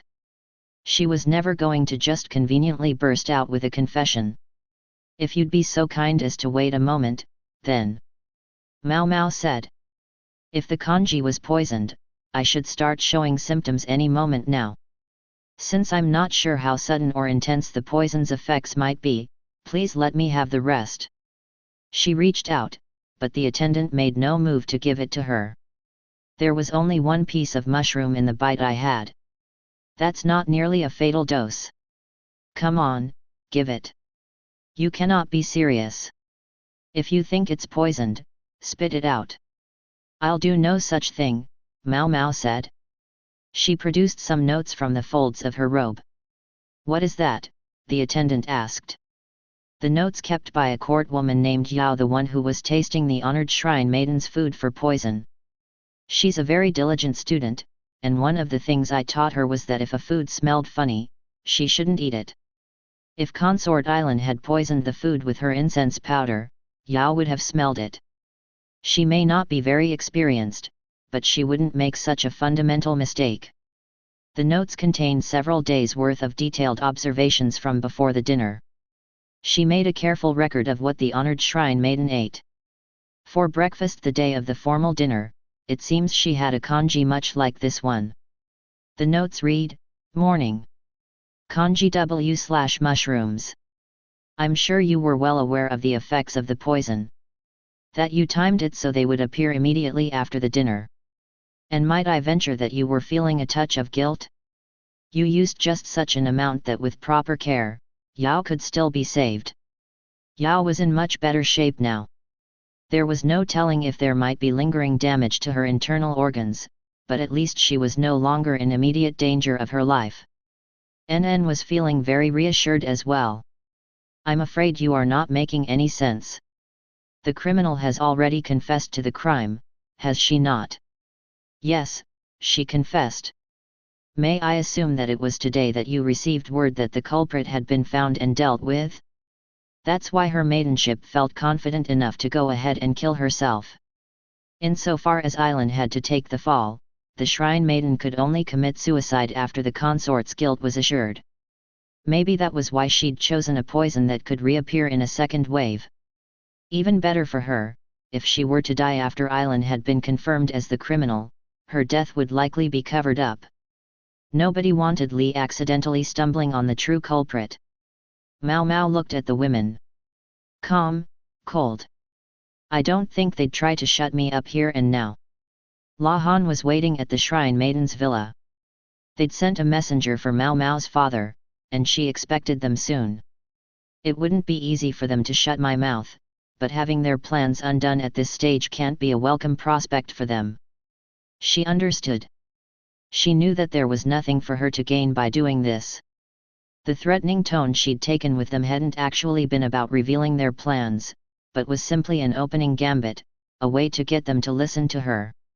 Honored Shrine Maiden. I believe you and Consort Aileen know each other well, do you not? Mao Mao said. Yes, replied the Shrine Maiden. For once, long ago, she might have become my successor. A look of sorrow passed over her face. I thought so. Aileen had been trying to protect the Shrine Maiden. Would she have done that if the Shrine Maiden had really been attempting to pin the whole thing on her? Knowing the relationship between them, it seemed possible that this had been their plan ever since Aileen had arrived at the rear palace. This will mean the gallows for her, you know, Mao Mao said. The Shrine Maiden flinched at that. Compared to her attendant, she left something to be desired as a performer. If Mao Mao was hoping to get one of them to crack, the Shrine Maiden seemed her best target. I don't know how you do things in Shao, but in Li, murder, even attempted murder, is punishable by death. She dedicated her life to you. Are you simply going to let them kill her? Neither of the other women said anything. You are, then? Consort Aileen, the woman you educated so that she could have a future. Now you yourself are going to pluck that future away from her. Still Mao Mao got no reaction. No use. I figured. As she was trying to decide what to say next, however, the Shrine Maiden's head drooped where she was sitting on the bed and she let out a sort of moan. Honored Shrine Maiden, her attendant said. What was I supposed to do? The Shrine Maiden said. The words carried none of the force of her office, they sounded pleading. Gossamer, as if the breeze might blow them away. When the Shrine Maiden began to speak again, it was in Shaoneset. Mao Mao struggled to keep up. Honored Shrine Maiden, the attendant said, shaking her, but she continued her confession in fluent Shaoneset peppered with the occasional word in the Li language. It was substantially as Mao Mao had guessed. The royal faction in Shao viewed the Shrine Maiden, by this time quite powerful, as an obstacle, and sought to dislodge her from her office. Perhaps she could have endured that, but they also intended to give her away in marriage once she was deposed. A touch of panic was understandable. I suppose that they wished to drag the Shrine Maiden back down to earth, she said in the Li tongue, her accent thick. That child did hate me so. Isla. Mao Mao thought. The other emissary. So not everything Aileen said had been a fabrication. She'd skillfully woven in some facts as well. Perhaps Isla's jealousy of the Shrine Maiden's position was what had fostered her resentment of albino people. It would explain why she had used the White Lady the way she had. It wasn't clear if the royal faction had some sense of who the Shrine Maiden truly was, or if they simply hoped to degrade the sacred woman by making her a common bride after removing her from office. Either way, simply instating a new Shrine Maiden would dramatically reduce the power of the office.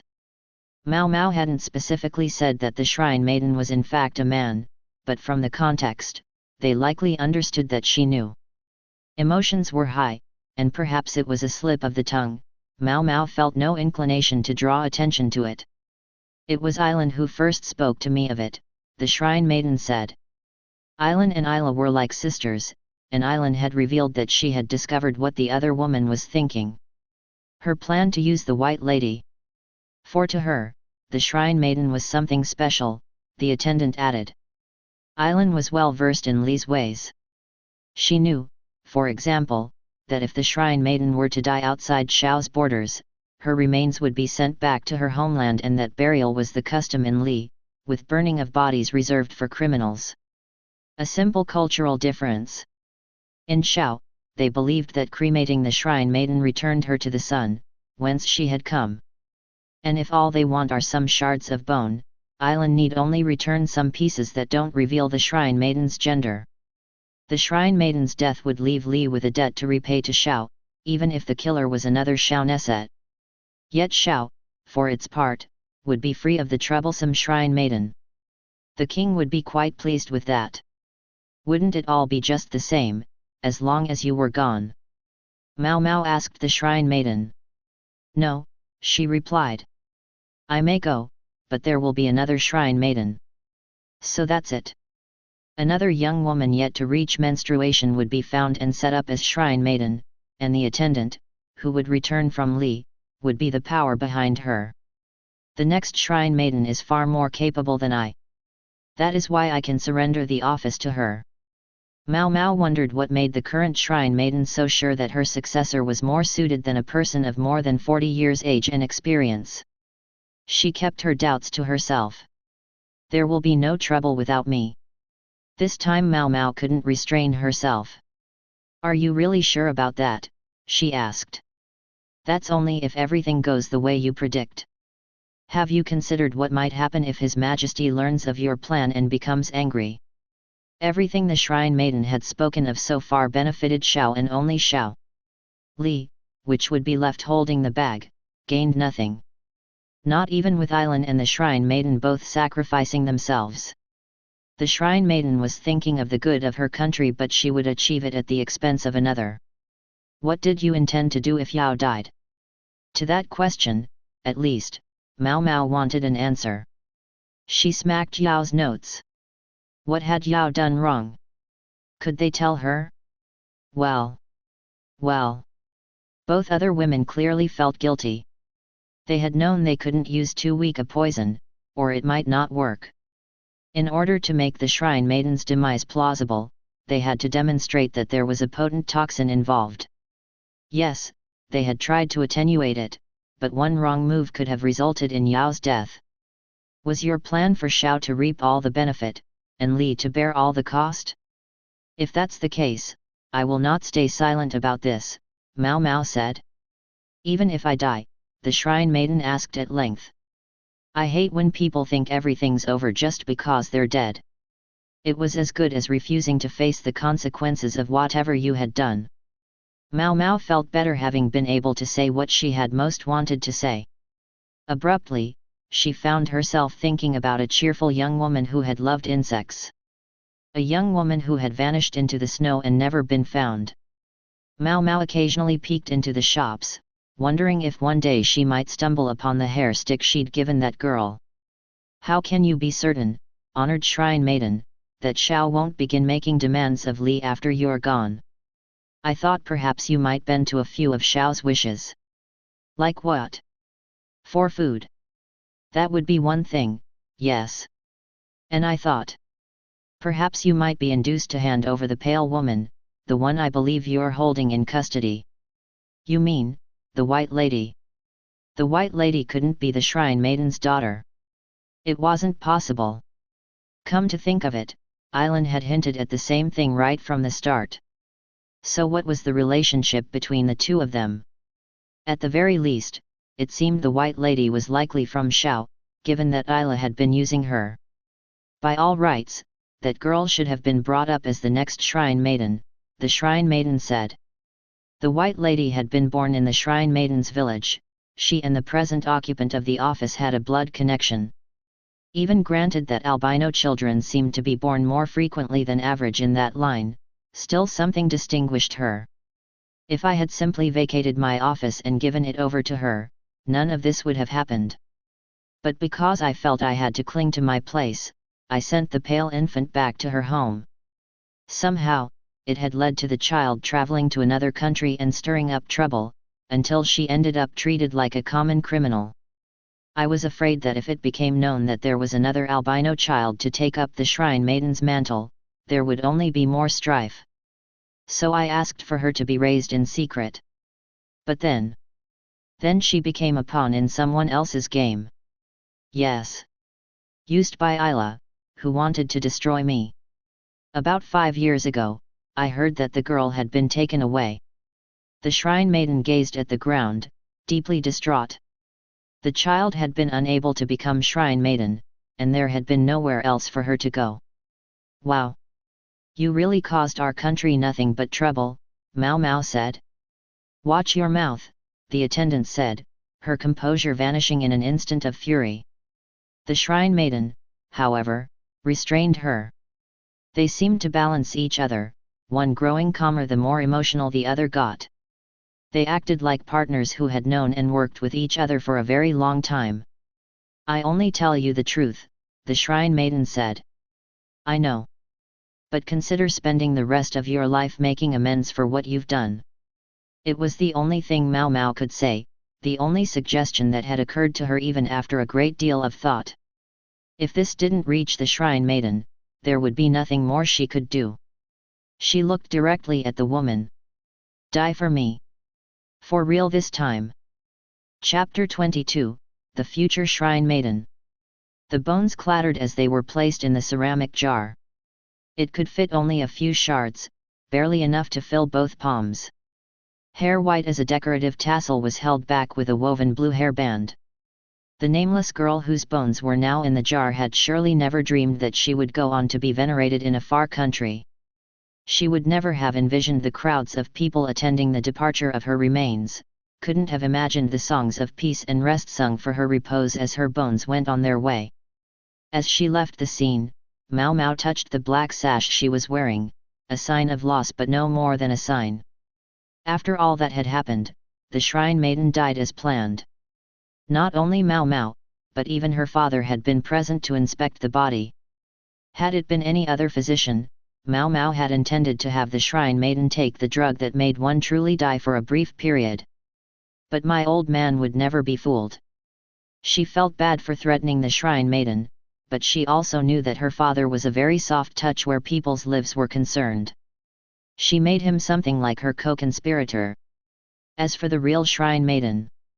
Is this place acceptable to you, shrine maiden? Asked Jinshi. He wasn't sure what to call her now that she was no longer in office, but settled on continuing to use her former title. Since she no longer occupied her sacred position, men like Jinshi could now approach her. They were in a room with layers of curtains, specially prepared to shield her from the sunlight. Yes, it's quite tranquil, she said. I'm glad to hear that. I would be happy to change any of the furnishings if they don't meet your needs, said a handsome person in men's clothing from behind Jinshi Aduo. Her villa was fast becoming a haven for people like the shrine maiden who couldn't appear in public. The emperor still visited Aduo from time to time, for although she was no longer a consort, she was far sharper and more thoughtful than the average bumbling bureaucrat. Then again, perhaps His Majesty simply wanted a friend with whom to share a drink. They had every reason to keep the shrine maiden in such a place. She hadn't wished to give up her office while within Shao's borders. Instead, she had traveled abroad to die and let her body disappear. Political asylum had been out of the question for her, her authority as shrine maiden would have plummeted. Perhaps she had sought death because she felt there was no more she could do in her position. But that's not true. Did she realize how valuable she could be by continuing to occupy the top of her hierarchy, even here in a foreign country? Even once she had publicly stepped off the stage? All that she knew, all the information she had gleaned over decades, was a priceless resource. Perhaps it felt to her like she was betraying the land where she had lived so many years, but she was not in a position to say so at this moment. You'll honor the terms of our agreement? Jinshi said, polite but firm. Of course. Have you not 2 hostages against me? The shrine maiden replied. She was thinking of the White Lady and Ailan, both under arrest as criminals. Considering what they had done, it would have been and would still be perfectly ordinary to behead them at any moment. I do request your aid to Shao, however. An audacious thing to say. If what you share with us makes it worth our while. Jinchi gave her his most luminous smile.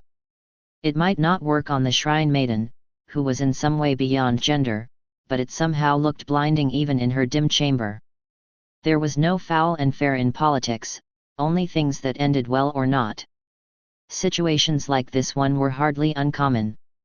Mao Mao began to follow Jinchi as he left the room, but she turned back when the shrine maiden said, "Ah, may I have a moment?" She was holding some sort of scroll. "Take this." She gave it not to Jinchi, but to Mao Mao, who opened it, wondering what it could be. It was a simple roll of several sheets of sheepskin parchment, each covered with crude drawings. "A child's scribbles?" Mao Mao asked before she could stop herself. "Yes," the shrine maiden said. Mao Mao tried to remember whether there had been any children around, and her eyes widened as she remembered. There was one. The girl with no speech who had been with the attendant that day. Jazgal or something like that. Mao Mao remembered how she and her friends had sweated to find the child's guardian. "I haven't seen her around the villa, though." Mao Mao looked at Jazgal's pictures, wondering what significance they held. She grunted. One of the images, drawn in dyes, showed two people wearing white clothes. Young women, Mao Mao thought. One of them had bandages wrapped around her arm. "Is this me?" she asked. "It is." If Jazgal had drawn her and Yao, Mao Mao supposed she was obliged to accept the picture. It was strange, though when they'd met Jazgal, NN had been with them. And none of them had been wearing their medical assistant outfits. As she puzzled over this mystery, Mao Mao noticed some numbers on the back of the parchment. Probably a date, but written in numerals she didn't recognize. "So, what is this?" she asked. "Jazgal drew it before we left Shao." "Before you left?" But that didn't make any sense. That would have been long before she'd met Mao Mao and the others. Was the shrine maiden making some kind of joke? For once, the shrine maiden appeared amused. "Did I not tell you that when I was gone, there would be another shrine maiden?" That day, the day she got lost, Jazgal was uncharacteristically demanding. She insisted on going out. "To meet you, I'm sure." I highly doubt that." Mao Mao only believed things for which there was concrete evidence. The shrine maiden must be joking, she was sure of it. She rolled up the first parchment. The second sheet depicted a shining figure who looked like the shrine maiden, along with a slim figure and another scrawled illustration of Mao Mao. Precisely the people in this room at this moment. Mao Mao didn't say anything but only gazed at the parchment. "There's one more. Study it closely when you have the time," the shrine maiden advised. Mao Mao stood, almost befuddled, she didn't know what to say. The shrine maiden continued, "I wish for you to know that I, too, had it, once upon a time. The shrine maidens of Shao lack something, but there is something else they possess instead. I have no color in my skin, and Jazgal has no voice. Although I am afraid my abilities vanished from the moment I learned the truth about who I was." The shrine maiden was evidently a quick learner, for she'd become much more fluent in the local language during her brief stay. Mao Mao was still standing dumbstruck when Jinchi came back into the room. "What's keeping you?" "Let's go," he said. "Right. Of course," Mao Mao said and followed after him. Jinchi gave her a curious look but went ahead. He must not have heard what the shrine maiden had said. The shrine maiden? Who is she, really? Mao Mao wondered. There had to be some sort of logical explanation, but if so, Mao Mao didn't know what it was. She was still thinking about it as she climbed into the carriage. Maybe the pictures were a coincidence, maybe the shrine maiden was straining to make them fit the circumstances. Sitting in the carriage, Mao Mao turned to the final sheet of parchment, but it was as perplexing as the rest. "What's that supposed to be?" Jinchi asked. "Beats me," she said. The picture consisted only of a line across the page, the space above which had been scribbled black. Epilogue. The cicadas had fallen quiet, replaced by crickets. Maybe they're playing cricket sumo in town, Mao Mao thought. It was a simple entertainment in which the bugs were made to fight each other. As with cockfighting, betting was common. At the moment, however, Mao Mao was in a room in a house on the outskirts of the capital, somewhat removed from the bustle at the heart of the city. She was looking at Yao, who was lying on a bed. This was her house. I'd really like to get back to work as soon as I can, Yao said, gazing outside. She was wearing nightclothes. It had been more than 2 weeks since the poisoning. She'd been in and out of consciousness for a while, but now she seemed to have recovered. I'm sure that would make NN very happy, Mao Mao said. NN was working at that moment not for Jinchi anymore, she'd returned to the medical office. Mao Mao suspected, though, that she still wasn't focusing very well. She'd nominally been dismissed from Jinchi's service for failure to attend to her duties. She'd spent all her time at Yao's side instead, but Mao Mao gathered that Yao had finally chased her out. I really thought I could get along without her, Yao said, more to herself than to Mao Mao. I don't think anyone could have prevented what happened, Mao Mao said. Not even you, Mao Mao. She went quiet at that. She had a habit of putting any interesting-looking poisonous objects into her mouth, and yes, she'd experienced Amanita virosa before, although she'd thrown it up before it had been absorbed by her digestive tract. Incidentally, she'd done the same after sampling the mushroom congee in the Shrine Maiden's chambers, duly putting a finger down her throat before she could digest what she'd eaten. She must not have gotten quite all of it, for she'd had a mild case of vomiting later. The old lady sure went nuts on me that time. The madam had been merciless, drawing on all her experience helping the courtesans with abortions. Mao Mao had thought she might cough up her own stomach. So yes, she was familiar with the flavor and culinary qualities of mushrooms. She might even have noticed the poisonous fungus, if it hadn't been too finely chopped. I guess I really just don't know what I'm doing yet, Yao said, brushing aside her bangs. She'd lost a great deal of weight on account of the poison, but her chest was still plenty healthy. Mao Mao passed her some of the medicinal tea her old man had given her. Now that Yao was out of the woods, she was being treated at her own home, but Mao Mao looked around that home with some surprise. It was a gorgeous house, true enough, but it felt lonely somehow. Even the servants who had come to greet her had seemed few in number considering the size of the mansion. I'm sorry I couldn't show you more hospitality, Yao said. This was probably where Mao Mao was supposed to say something like oh, not at all, but she never had been good at social niceties. This used to be our second home, Yao went on. But my uncle took the main house out from under us. I see, Mao Mao said. So that was why she was living somewhere so out of the way. Mao Mao had known Yao came from a good family, but now she thought she had some sense of why the young woman showed such ambition, such a desire to become a medical assistant. I tried to give NN a push, but she came back.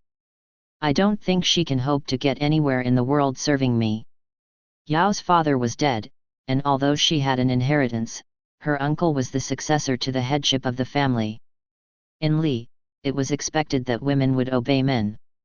Now that he was head of the house, Yao's future lay in her uncle's hands. If he made a marriage match for her, she would be obliged to accept it. Which explains why she's so eager to learn a trade. It was one way for the self-possessed young woman to resist her destiny. Such a shame, NN threw it away. I gather the Moon Prince was quite fond of her. Yes, so it seems. Mao Mao thought she had at least some sense of what Jinchi had liked about NN. He could be a distinctly strange person, not that she was one to talk, and he seemed more comfortable with people who had only exactly as much to do with him as necessary, rather than fawning or becoming overly involved. Mao Mao was a little worried about what Jinchi might decide to do next, but she figured they were safe for a while. I was so sure NN would do an excellent job no matter where she went, Yao said. One might say her true value only reveals itself when she's with you, Yao, Mao Mao replied. Indeed, sometimes it revealed itself a little too much. It could be scary. Especially when it came to Yao's chest, there was no denying that NN had supplied all the necessary nutrients at every turn. I definitely need a chart of what she's been feeding her, thought Mao Mao. She unconsciously began to flex her fingers. Yes. That was exactly why I wanted to give her a chance to get away. But I see now it's hopeless. Not just for me. If NN really needs me that much, who am I to turn her down? Mao Mao suspected these sentimental turns were one of the things that drew NN to Yao. She would quite enjoy discovering how NN might react should Yao ever go to be someone's wife. Hopeless, Yao repeated fondly. Then she looked at Mao Mao. And I think you've been doing some work that you haven't been telling us about. Whatever do you mean? Mao Mao said. She did feel guilty trying to play dumb. True, Yao had survived her poisoning, but Mao Mao had specifically allowed the criminal who had done it to live. Meanwhile, publicly, Yao was believed to have failed as a food taster and to have been indirectly responsible for the death of a very important person, a stain on her reputation she would have to live with. And she gets nothing out of it. They're treating me too well, Yao said. I screwed up, I made a mess of everything, and still they're being decent to me, allowing me to continue to work. I'm not such a child as to think the world is that kind to people. Mao Mao caught her breath. No, you don't have to say anything. Pretend I'm talking to myself. You can just sip your tea and stare off into the distance. She went on, the words coming easily. I do believe those around me are kind enough not to simply dispose of me, but it also shows that they don't believe I'm on their level. I know it might not be wise to say that out loud, and maybe the fact that I am is just more proof that I still have a lot of growing up to do, but I need to get it off my chest. Yes. Even if I'm just saying it to myself. In other words, she understood, even if only dimly, that the case had not ended in the way the public had been told. No doubt Yao wasn't the only one who had her suspicions, but pretending nothing had happened was the smartest thing to do, and everyone was keeping their mouths shut. If NN found out, though, I don't know what she might do. I can accept it, but she might not listen to me. So I just hope you'll be careful that she never learns the truth. NN might indeed question what had happened with the shrine maiden. If she ever discovered who the true perpetrator of the poisoning was, and that they were still alive, she might decide to take revenge in Yao's place. I would hate for NN to do something rash, something that might stop her from finding a better place in the world. That's all. See? Sentimental. Those above them had determined that this matter was closed, so in Mao Mao's mind it was over. She wouldn't want to stir the pot.